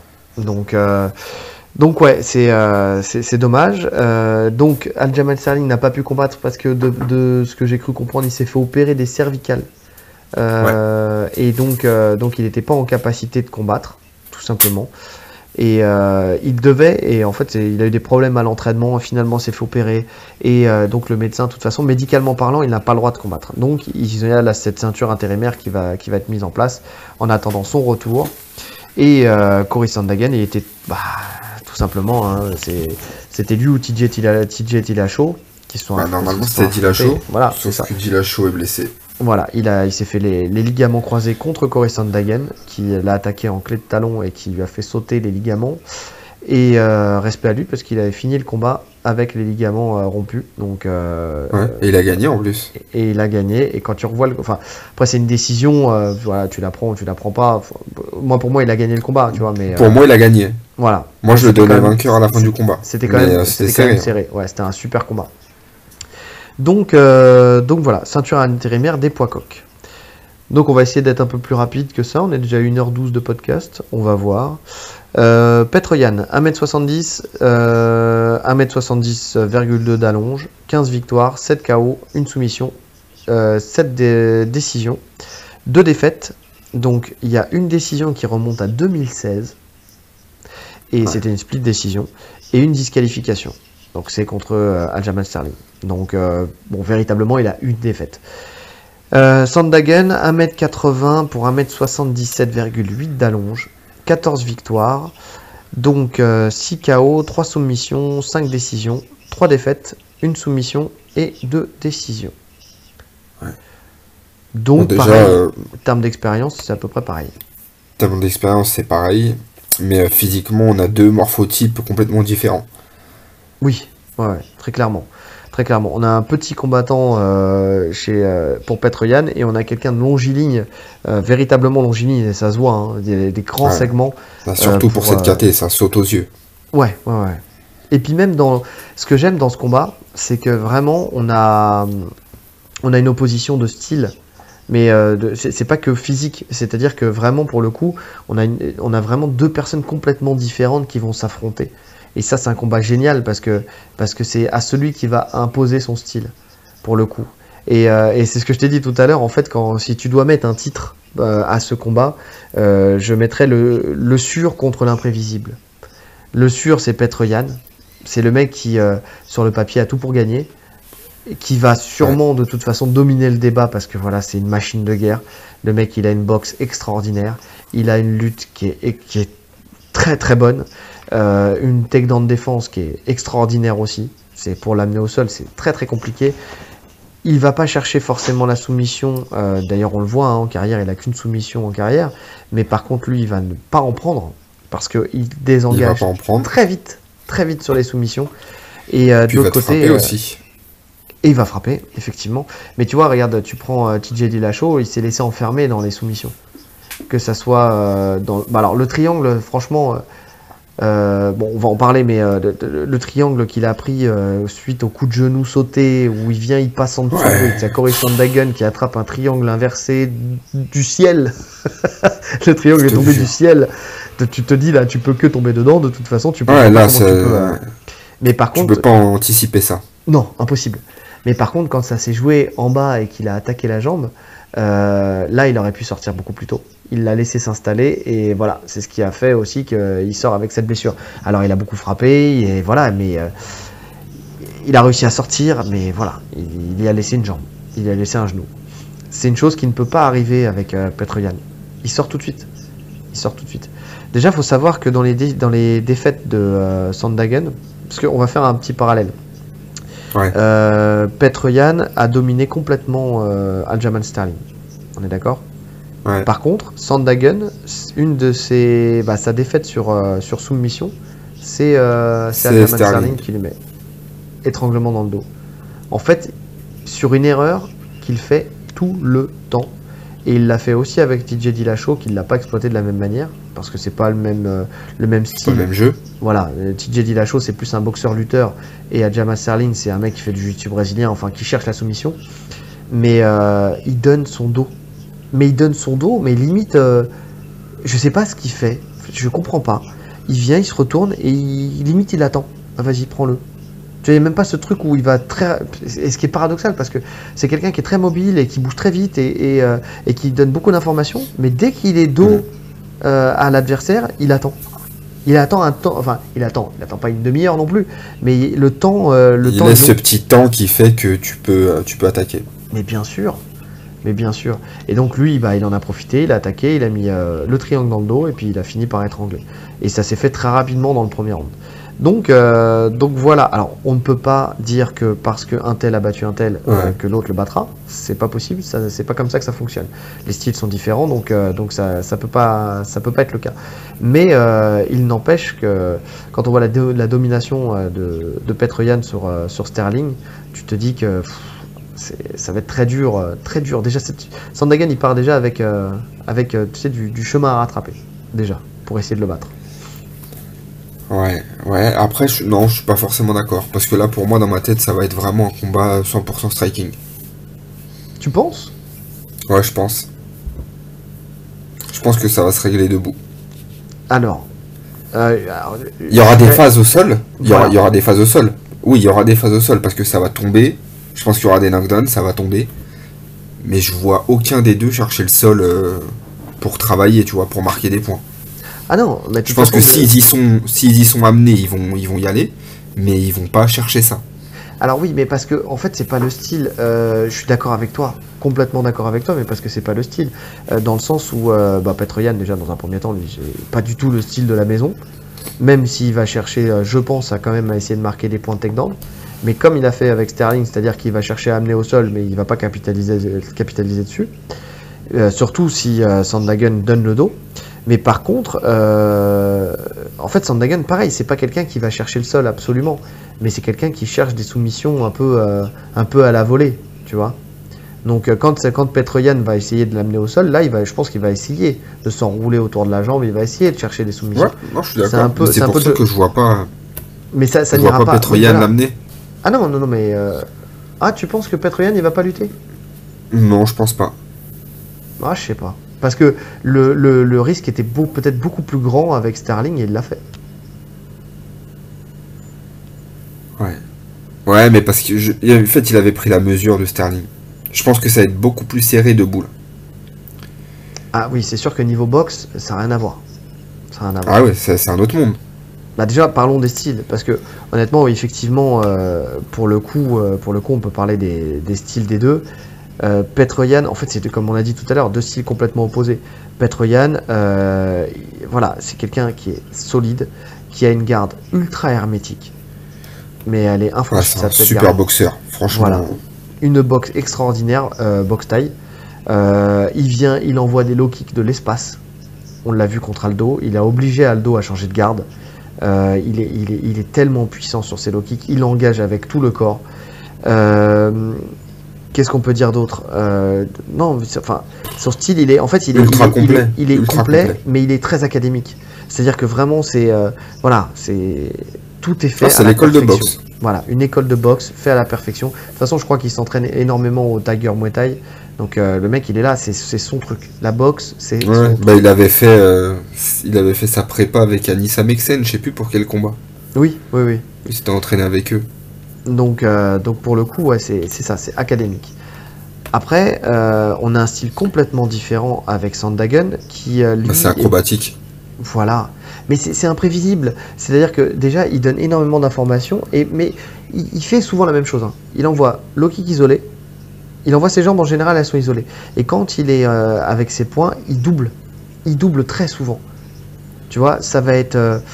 En fait, ce qui est marrant, c'est que j'adore. Mais franchement, c'est une boxe que tu vois jamais. C'est-à-dire que il marche de droite à gauche, mais il marche. Tu vois, il va sur la droite, pif paf. Il double avec. Il va t'envoyer un crochet direct. Tu vois, par exemple. Il va marcher sur la droite. Tu vois, mais vraiment comme s'il marchait, comme s'il contournait son adversaire. Tu sais, bim bim, il envoie, il double. Tu vois, c'est vraiment ça. Il va envoyer des enchaînements, il va faire des petites feintes avec des petits mouvements vers l'avant, mais vraiment un petit mouvement comme, tu sais, comme au quartier, tu vois. Il envoie, sauf si... On l'a tous vécu. Il fallait pas que tu bouges, sinon t'étais mort. Et donc... donc il vient, il fait ses petits mouvements en avant. Et donc ça vient de partout. Et en fait, toi, tu le suis à droite, à gauche. Il avance, il recule. Et au bout d'un moment, il vient, il te balance un genou sauté qui vient de n'importe où. Tu comprends pas pourquoi. Parce que ça, il le fait très souvent. C'est comme ça qu'il est grand en plus. Edgar. Mais ouais, Frankie Edgar. Il touche Dillashaw aussi sur un genou sauté, il me semble. Il lui en met plusieurs. Bah, déjà, celui où il envoie et il attaque le triangle inversé dans le ciel. Voilà. Alors, je pense pas que si je me rappelle bien, c'est pas le genou vraiment qui touche, c'est plus la cuisse. D'ailleurs, c'est ça qui fait qu'il est encore debout. Bien sûr. Mais en tout cas, tu vois, c'est imprévisible. Ça veut dire que ça se joue à quelques centimètres. Mais bien sûr. Parce que si c'est le genou qui touche, c'est dodo. Bah, Frankie Edgar, il l'a éteint. Premier round. Il est venu, tac, tac, tac, il s'est déplacé. Frankie Edgar, il a avancé sur lui. Mais vraiment, en plus, franchement, cette fin de combat, elle est merveilleuse. On dirait une fin de jeu vidéo, tu sais. C'est comme si c'était déjà prévu d'avance. Il a envoyé le truc, bam! Coup de genou sauté à la mâchoire de Frankie Edgar qui est tombé à raide mort. Et lui, il s'est même pas surpris. Tu sais, il est redescendu et il a continué son chemin. C'est en mode... Il sait très bien. Quand tu touches la tête de ton adversaire, tu sens bien c'est quelle partie de ta jambe qui touche. Il sait que si c'est son genou qui touche avec cette vitesse, c'est dodo. Il n'y a même pas à réfléchir. Mais oui. Et donc c'est vraiment ça, quoi. Il y a vraiment deux styles complètement différents. Mais vraiment complètement différents. Et c'est ce que je te dis. En fait, sur la durée, le style de Petroyan, il va l'user. Il va user Sandhagen. Et par contre, Sandhagen, du début à la fin, il peut être dangereux sur un seul coup. Ouais. Parce que voilà, il va te mettre dans son monde où il bouge tout le temps, et puis d'un coup d'un seul, il va te sortir une fulgurance comme ça qui peut t'éteindre. Donc il va falloir être super vigilant du début à la fin. Sa garde, il va falloir qu'elle soit haute, et on sait qu'elle est très hermétique. Haute. Mais voilà quoi, ça va être un combat que j'ai hâte de voir, parce que pour le coup, c'est vraiment un truc. Ça va donner. Faut pas cligner des yeux, quoi. Faut pas cligner des yeux parce que ça c'est clair. D'une seconde à l'autre, ça peut, tout peut basculer. Tout peut vraiment basculer. Donc voilà. Qu'est-ce que je voulais dire d'autre? Bah, rien de spécial. Ouais, il est capable de tout. Soumission à la volée, coup à la volée. Voilà. En tout cas, ça peut venir à tout moment. Franchement, je vois pas soumettre Petroyan. Tu vois, autant un KO, je veux bien l'entendre. Oui, parce que ça peut arriver. Mais une soumission, non, j'ai du mal à le voir. Et même au niveau morphologie, tu vois, Petroyan, c'est un petit tank. Faut y aller quand même pour le soumettre. Oui, et puis c'est ce que je disais tout à l'heure, Ouais. il désamorce tout de suite. Ouais, En ouais. fait, il désamorce vraiment tout de suite. Et il laisse pas le temps au mec de s'installer. Il est très rapide. C'est vraiment les petites catégories. Ça me fait penser un petit peu à Dimitrius Johnson. Ouais. Tu vois, qui tout Ça de aurait été un suite il super est combat, ça d'ailleurs. voilà, tout de suite il est déjà sorti, il est déjà loin. Tu vois, il laisse pas le temps. Il vient dès que le mec il commence déjà à penser à quelque chose, il est déjà sorti. Ouais. Je n'accepte rien. C'est ça. Donc voilà. Est-ce qu'on se le game plan Enfin, t'as encore des choses à dire sur ces deux combattants? C'est très court, Non. on a fait très Alors, court, mais on a le- essayé de donner vraiment les forces. Enfin, à mon sens, moi j'ai essayé de donner les forces et les faiblesses de chacun, entre guillemets. Bon, il n'y a pas vraiment de faiblesse là pour le coup. Non, non, Si, les si, deux sont pardon. ultra complets quand même. Vas-y, je te laisse dire si t'as quelque Non, non, chose à dire. vas-y, Moi, dis-moi ta Euh, faiblesse que tu vois. c'est pas une faiblesse, c'est plutôt dans la stratégie. Enfin, peut-être qu'on peut le dire dans le game plan, mais tu vois, quand tu disais, ouais, je le vois pas lutter Petroyan contre Sandhagen, je pense quand même que c'est une bonne chose de venir et de lui mettre, pas de lutter forcément, mais de lui mettre la pression à la cage et tout. Tu vois, De le coller à la cage. Ouais, ce qu'a fait TJ Dillashaw, c'est très intéressant. Ouais, ouais, Comme non, étant donné complètement. qu'il est très, tu sais, voilà, qu'il y a une incertitude dans son style de toute façon, le fait de venir de le frapper fort, tu sais, et de venir casser la distance et de le coller et il est capable de le faire et même d'amener au sol. Clairement. Il En peut fait, le faire. voilà, tu casses en fait son. Faut pas que tu rentres dans son monde. Si tu rentres dans son monde, t'es perdu. Donc en fait, tu le remets dans la réalité. Si tu viens, tu le boxes, gros low kick, boum, tu viens, tu le colles. Enfin, tu vois, tu cherches à le coller, tu le mets à la cage. Même si tu l'amènes pas, juste tu viens, tu capitalises, tu recules et tu refais la même chose. Tu vois, Mais il enfin, peut l'amener, hein. Moi, je suis convaincu qu'il peut l'amener. Il peut l'amener même à chaque round, il peut l'amener. Mais ça bien serait sûr, prendre un risque, tu vois. bien sûr. Oui, oui, oui. Ça serait prendre un risque, mais c'est clair que le plaquer contre la cage et le maintenir là, c'est une bonne idée. Oui, oui. En alternant les phases de boxe. Exactement. Parce que je te dis, au bout d'un moment, tu peux te faire. Tu peux te noyer dans le style d'un mec comme Sandhagen. Donc, même Ouais. si je pense qu'il y a trop d'expérience chez Petroyan, mais bon, faut toujours être vigilant. Donc, game plan. Moi, pour Petroyan, je dirais qu'il va falloir. Bah, de toute façon, je viens de le dire. Voilà, le game plan, en fait, je viens de le donner. Ouais. Finalement. Après, il a les armes, il a vraiment les armes pour le gêner, hein, avec des gros low kicks, comme tu disais. On sait que Sandhagen, c'est un mec qui se déplace beaucoup. Donc, le Ouais. simple fait d'avoir ces gros low kicks là, ça peut Mais il les bloque beaucoup. casser Hein. son jeu. Ouais, il est est bloque très bien, fort, c'est il les vrai. bloque bien, il est très bon là-dessus, il a une très bonne défense, il les check très bien. Donc ouais, ça va pas être forcément évident hein, de venir il va falloir qu'il les prépare très bien en fait. Bon, il sait le faire, mais il va falloir qu'il prépare très bien ses low kicks, Petroyan. Ouais. Ouais. Et ça va être pour moi, c'est compliqué parce que faut pas le laisser trop avancer sur toi. Parce Oui. que sinon, avec son allonge et tout, c'est compliqué. Et en lui mettant la pression, tu prends un risque aussi, tu vois. Tu prends justement le risque qu'il te laisse venir et qu'il explose sur un genou sauté ou autre. Oui. Donc c'est. Mais bon, je dirais quand même qu'il faut lui mettre la pression. Faut pas le laisser avancer. Faut le mettre dans cette zone entre la cage, tu vois, entre l'octogone central et la cage. Faut le maintenir là. Et varier entre le coller à la cage et le boxer. Ouais. Mais Ouais. c'est compliqué. Franchement, c'est compliqué, hein. Franchement, ce combat, il est vraiment, vraiment indécis. Ah bah oui, mais c'est normal parce que l'opposition de style, elle est tellement folle, elle est tellement forte que tout peut arriver, tout peut arriver. En fait, à partir du moment où t'as un mec qui est imprévisible, tout peut arriver. Ouais. Et c'est à celui qui va imposer son style, en fait, finalement. T'en as un qui doit effectivement faire ce qu'il sait faire de mieux, c'est-à-dire avoir une boxe ultra propre et ultra violente, parce qu'elle est violente, la boxe de Petroyan. Et Ah, il est violent. peut-être le coller. Et dans l'autre cas, alors tu vois, moi, le game plan que je voyais pour Sandhagen, c'est d'être intouchable. En gros, il faut qu'il arrive à maintenir. Alors, il faut la caisse pour le faire, hein, mais sur les 5 rounds, il faut qu'il reste intouchable dans tous les sens du terme. Il faut qu'il arrive en fait, il faut surtout pas qu'il soit dans l'axe de Petroyan. En fait, ces petits déplacements à droite, à gauche et tout ça, il faut qu'il les fasse, mais du début à la fin, qu'il rentre, qu'il sorte, qu'il aille sur sa droite, sur sa gauche. Il a la capacité de le faire. Il change de garde en plus très régulièrement et il est très bon dans les deux gardes. Donc il faut en fait qu'il brouille les pistes et qu'il ne laisse pas en fait Petr-Yan venir et avancer sur lui. S'il arrive à faire ça, comme il a plus d'allonge, je pense qu'il a ses chances. Tu sais, il y a un style de boxe qui a été créé par Phil Norman.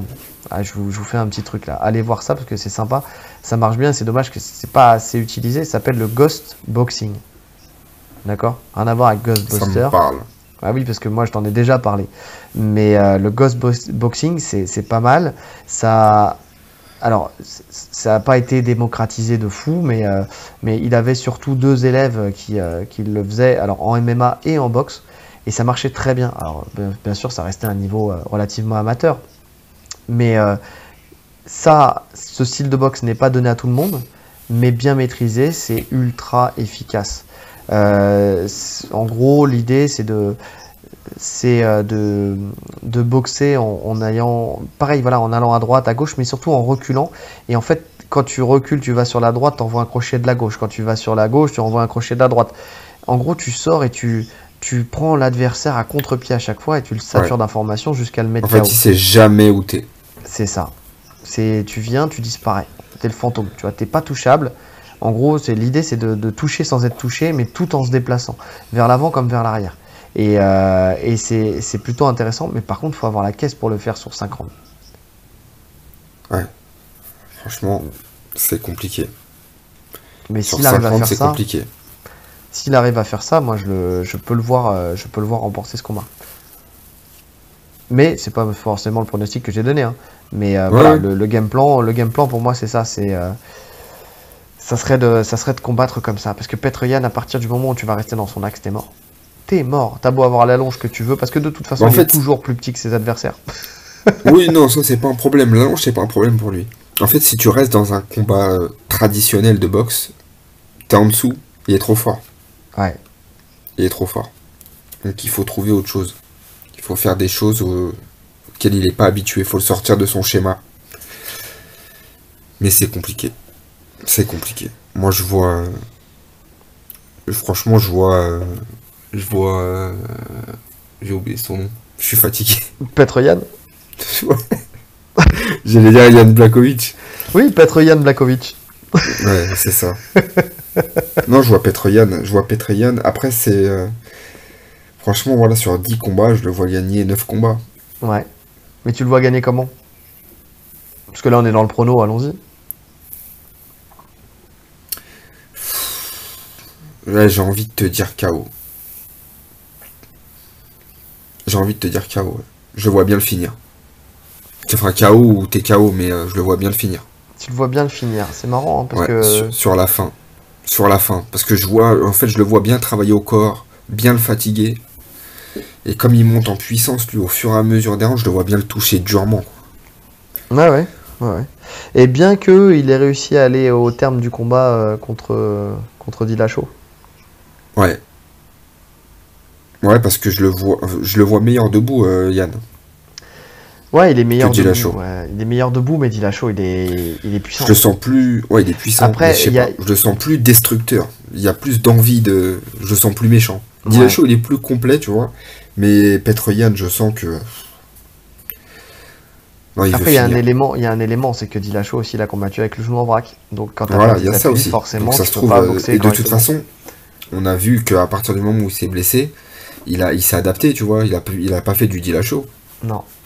Il a fait autre chose. Il a beaucoup plus lutté, alors qu'il aurait beaucoup plus striké s'il n'était pas blessé. Donc ça se trouve, il l'aurait fini lui aussi. Ah ouais, non, mais je suis d'accord. Non, mais je suis d'accord avec ton pronostic. En fait, je vois, sur la majeure partie du combat, je vois Petr-Yan qui domine, avec des petites fulgurances de...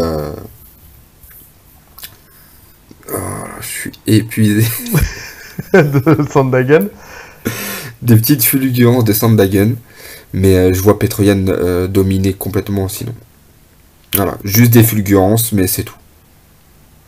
Ouais, c'est ça. Je partage ton pronostic. Voilà, la seule chose, c'est que voilà, à tout moment, Sandhagen, il peut faire un coup d'éclat. Voilà, c'est juste ça. Ouais. Il peut monter sur un coup de genou qui sera pas anticipé par Petr Yan et puis voilà, le mec il va tomber. Parce que faut pas oublier que Quoique, parce qu'en vrai, maintenant, ça y est, on sait ce qu'il fait, tu vois. Il n'y a ouais, mais plus même cette si tu sais surprise ce du qu'il coup de fait, genou. ouais, mais en fait c'est pas la surprise du coup de genou, c'est le fait qu'il le mette dans n'importe quelle situation. Ouais. C'est-à-dire que tu vois, tu m'aurais dit le coup de genou de Masvidal, tu vois. Ouais. Là je te dis ok, oui bon le mec il peut Oui, pas le c'est faire bon, deux ça fois, tu peux plus c'est le pas faire. possible. Par contre, Sandhagen, son coup de genou, il sort n'importe quand, n'importe comment. Dans n'importe quelle phase de combat, il peut te le sortir. Il va monter. Donc c'est pas un truc où tu te dis, où c'est un coup de genou, où le mec il part et c'est le premier coup de son enchaînement, tu vois, c'est le coup de genou sauté. C'est Ouais. vraiment, il peut être là, il peut t'envoyer, et voilà, il va doubler sa gauche, tac tac, il va envoyer, puis d'un coup, paf, ça va monter d'un coup, paf, Ouais. Ou tu lui vois. en avançant, ou toi quand t'avances, ou. Ça peut être n'importe quand. Et quand tu vois que Frankie Edgar, on sait très bien qu'en carrière, à part Ortega et donc maintenant Sandhagen, il n'avait jamais été mis KO, tu sais que voilà, le mec, c'est pas la plus petite des mâchoires, quoi.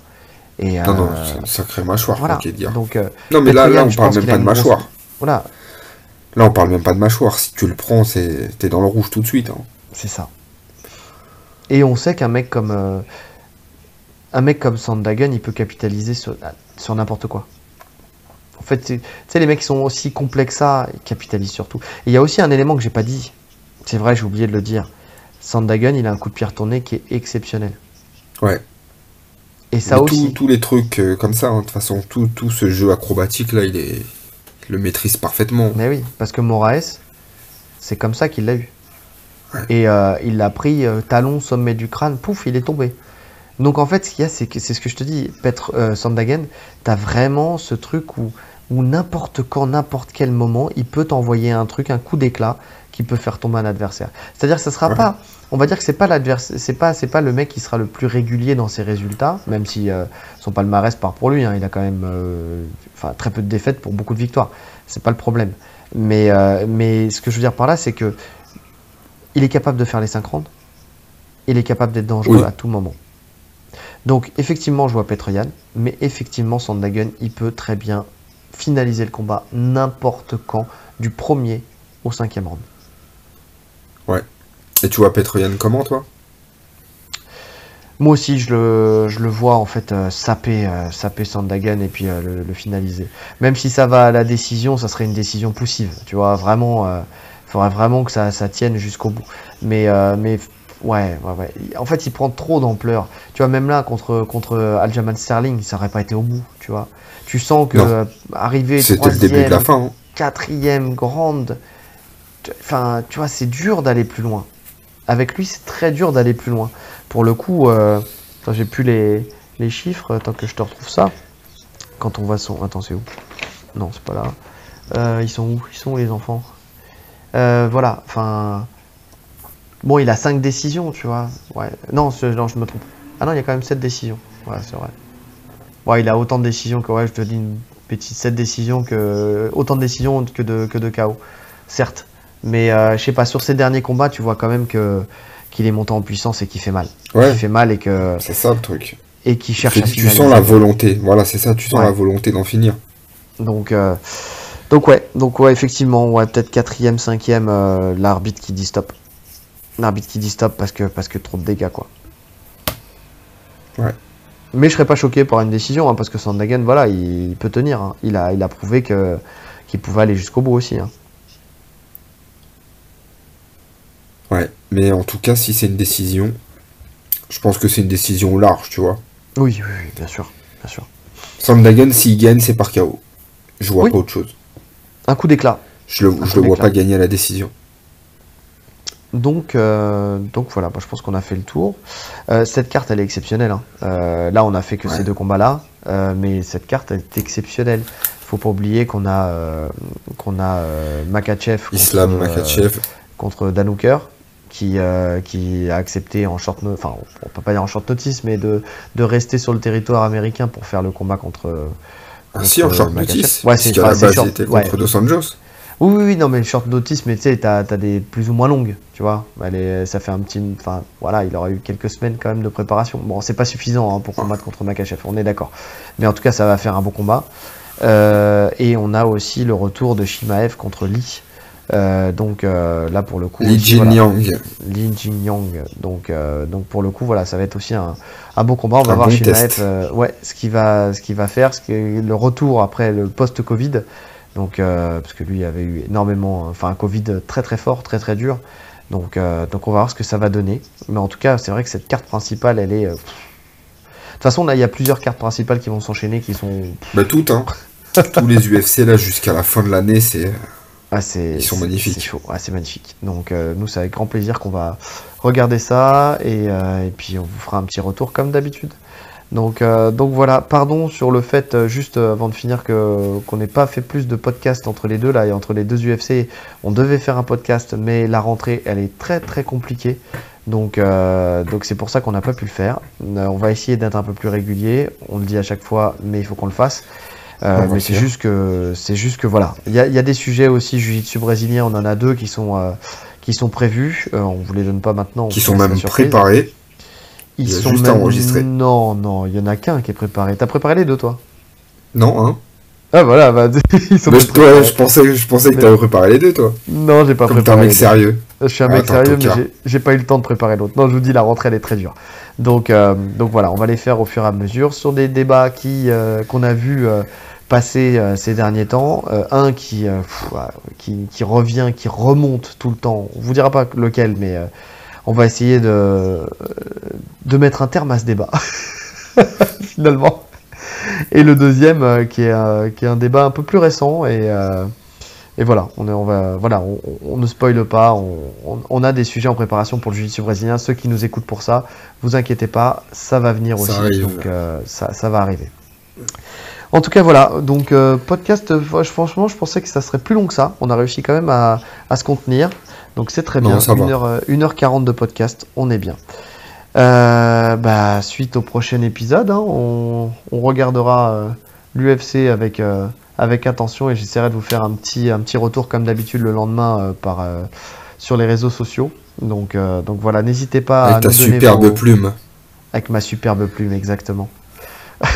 J'ai mon encrier à la maison.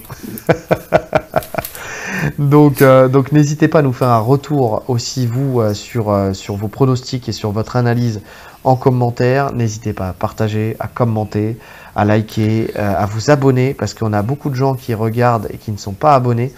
Donc voilà, on a de plus en plus de gens qui sont en demande aussi de nos podcasts. Donc ça, merci à tous ceux qui nous mettent un coup de presse aussi pour nous faire enregistrer. Merci parce que ça nous aide aussi à... Ouais, c'est cool, franchement c'est cool. Les petits messages privés et tout, c'est grave sympa. Exactement, on se les envoie et tout, et c'est avec plaisir qu'on les lit. En plus, on n'a que du positif, honnêtement, donc c'est vraiment très sympa et voilà, on va continuer sur cette lancée. Bon, je crois qu'on a fait le tour. Je crois qu'il ne nous reste plus qu'à vous souhaiter une bonne journée ou une bonne soirée. Il est vraiment fatigué, en fonction de l'heure à laquelle vous nous écoutez. Allez, salut. Ciao.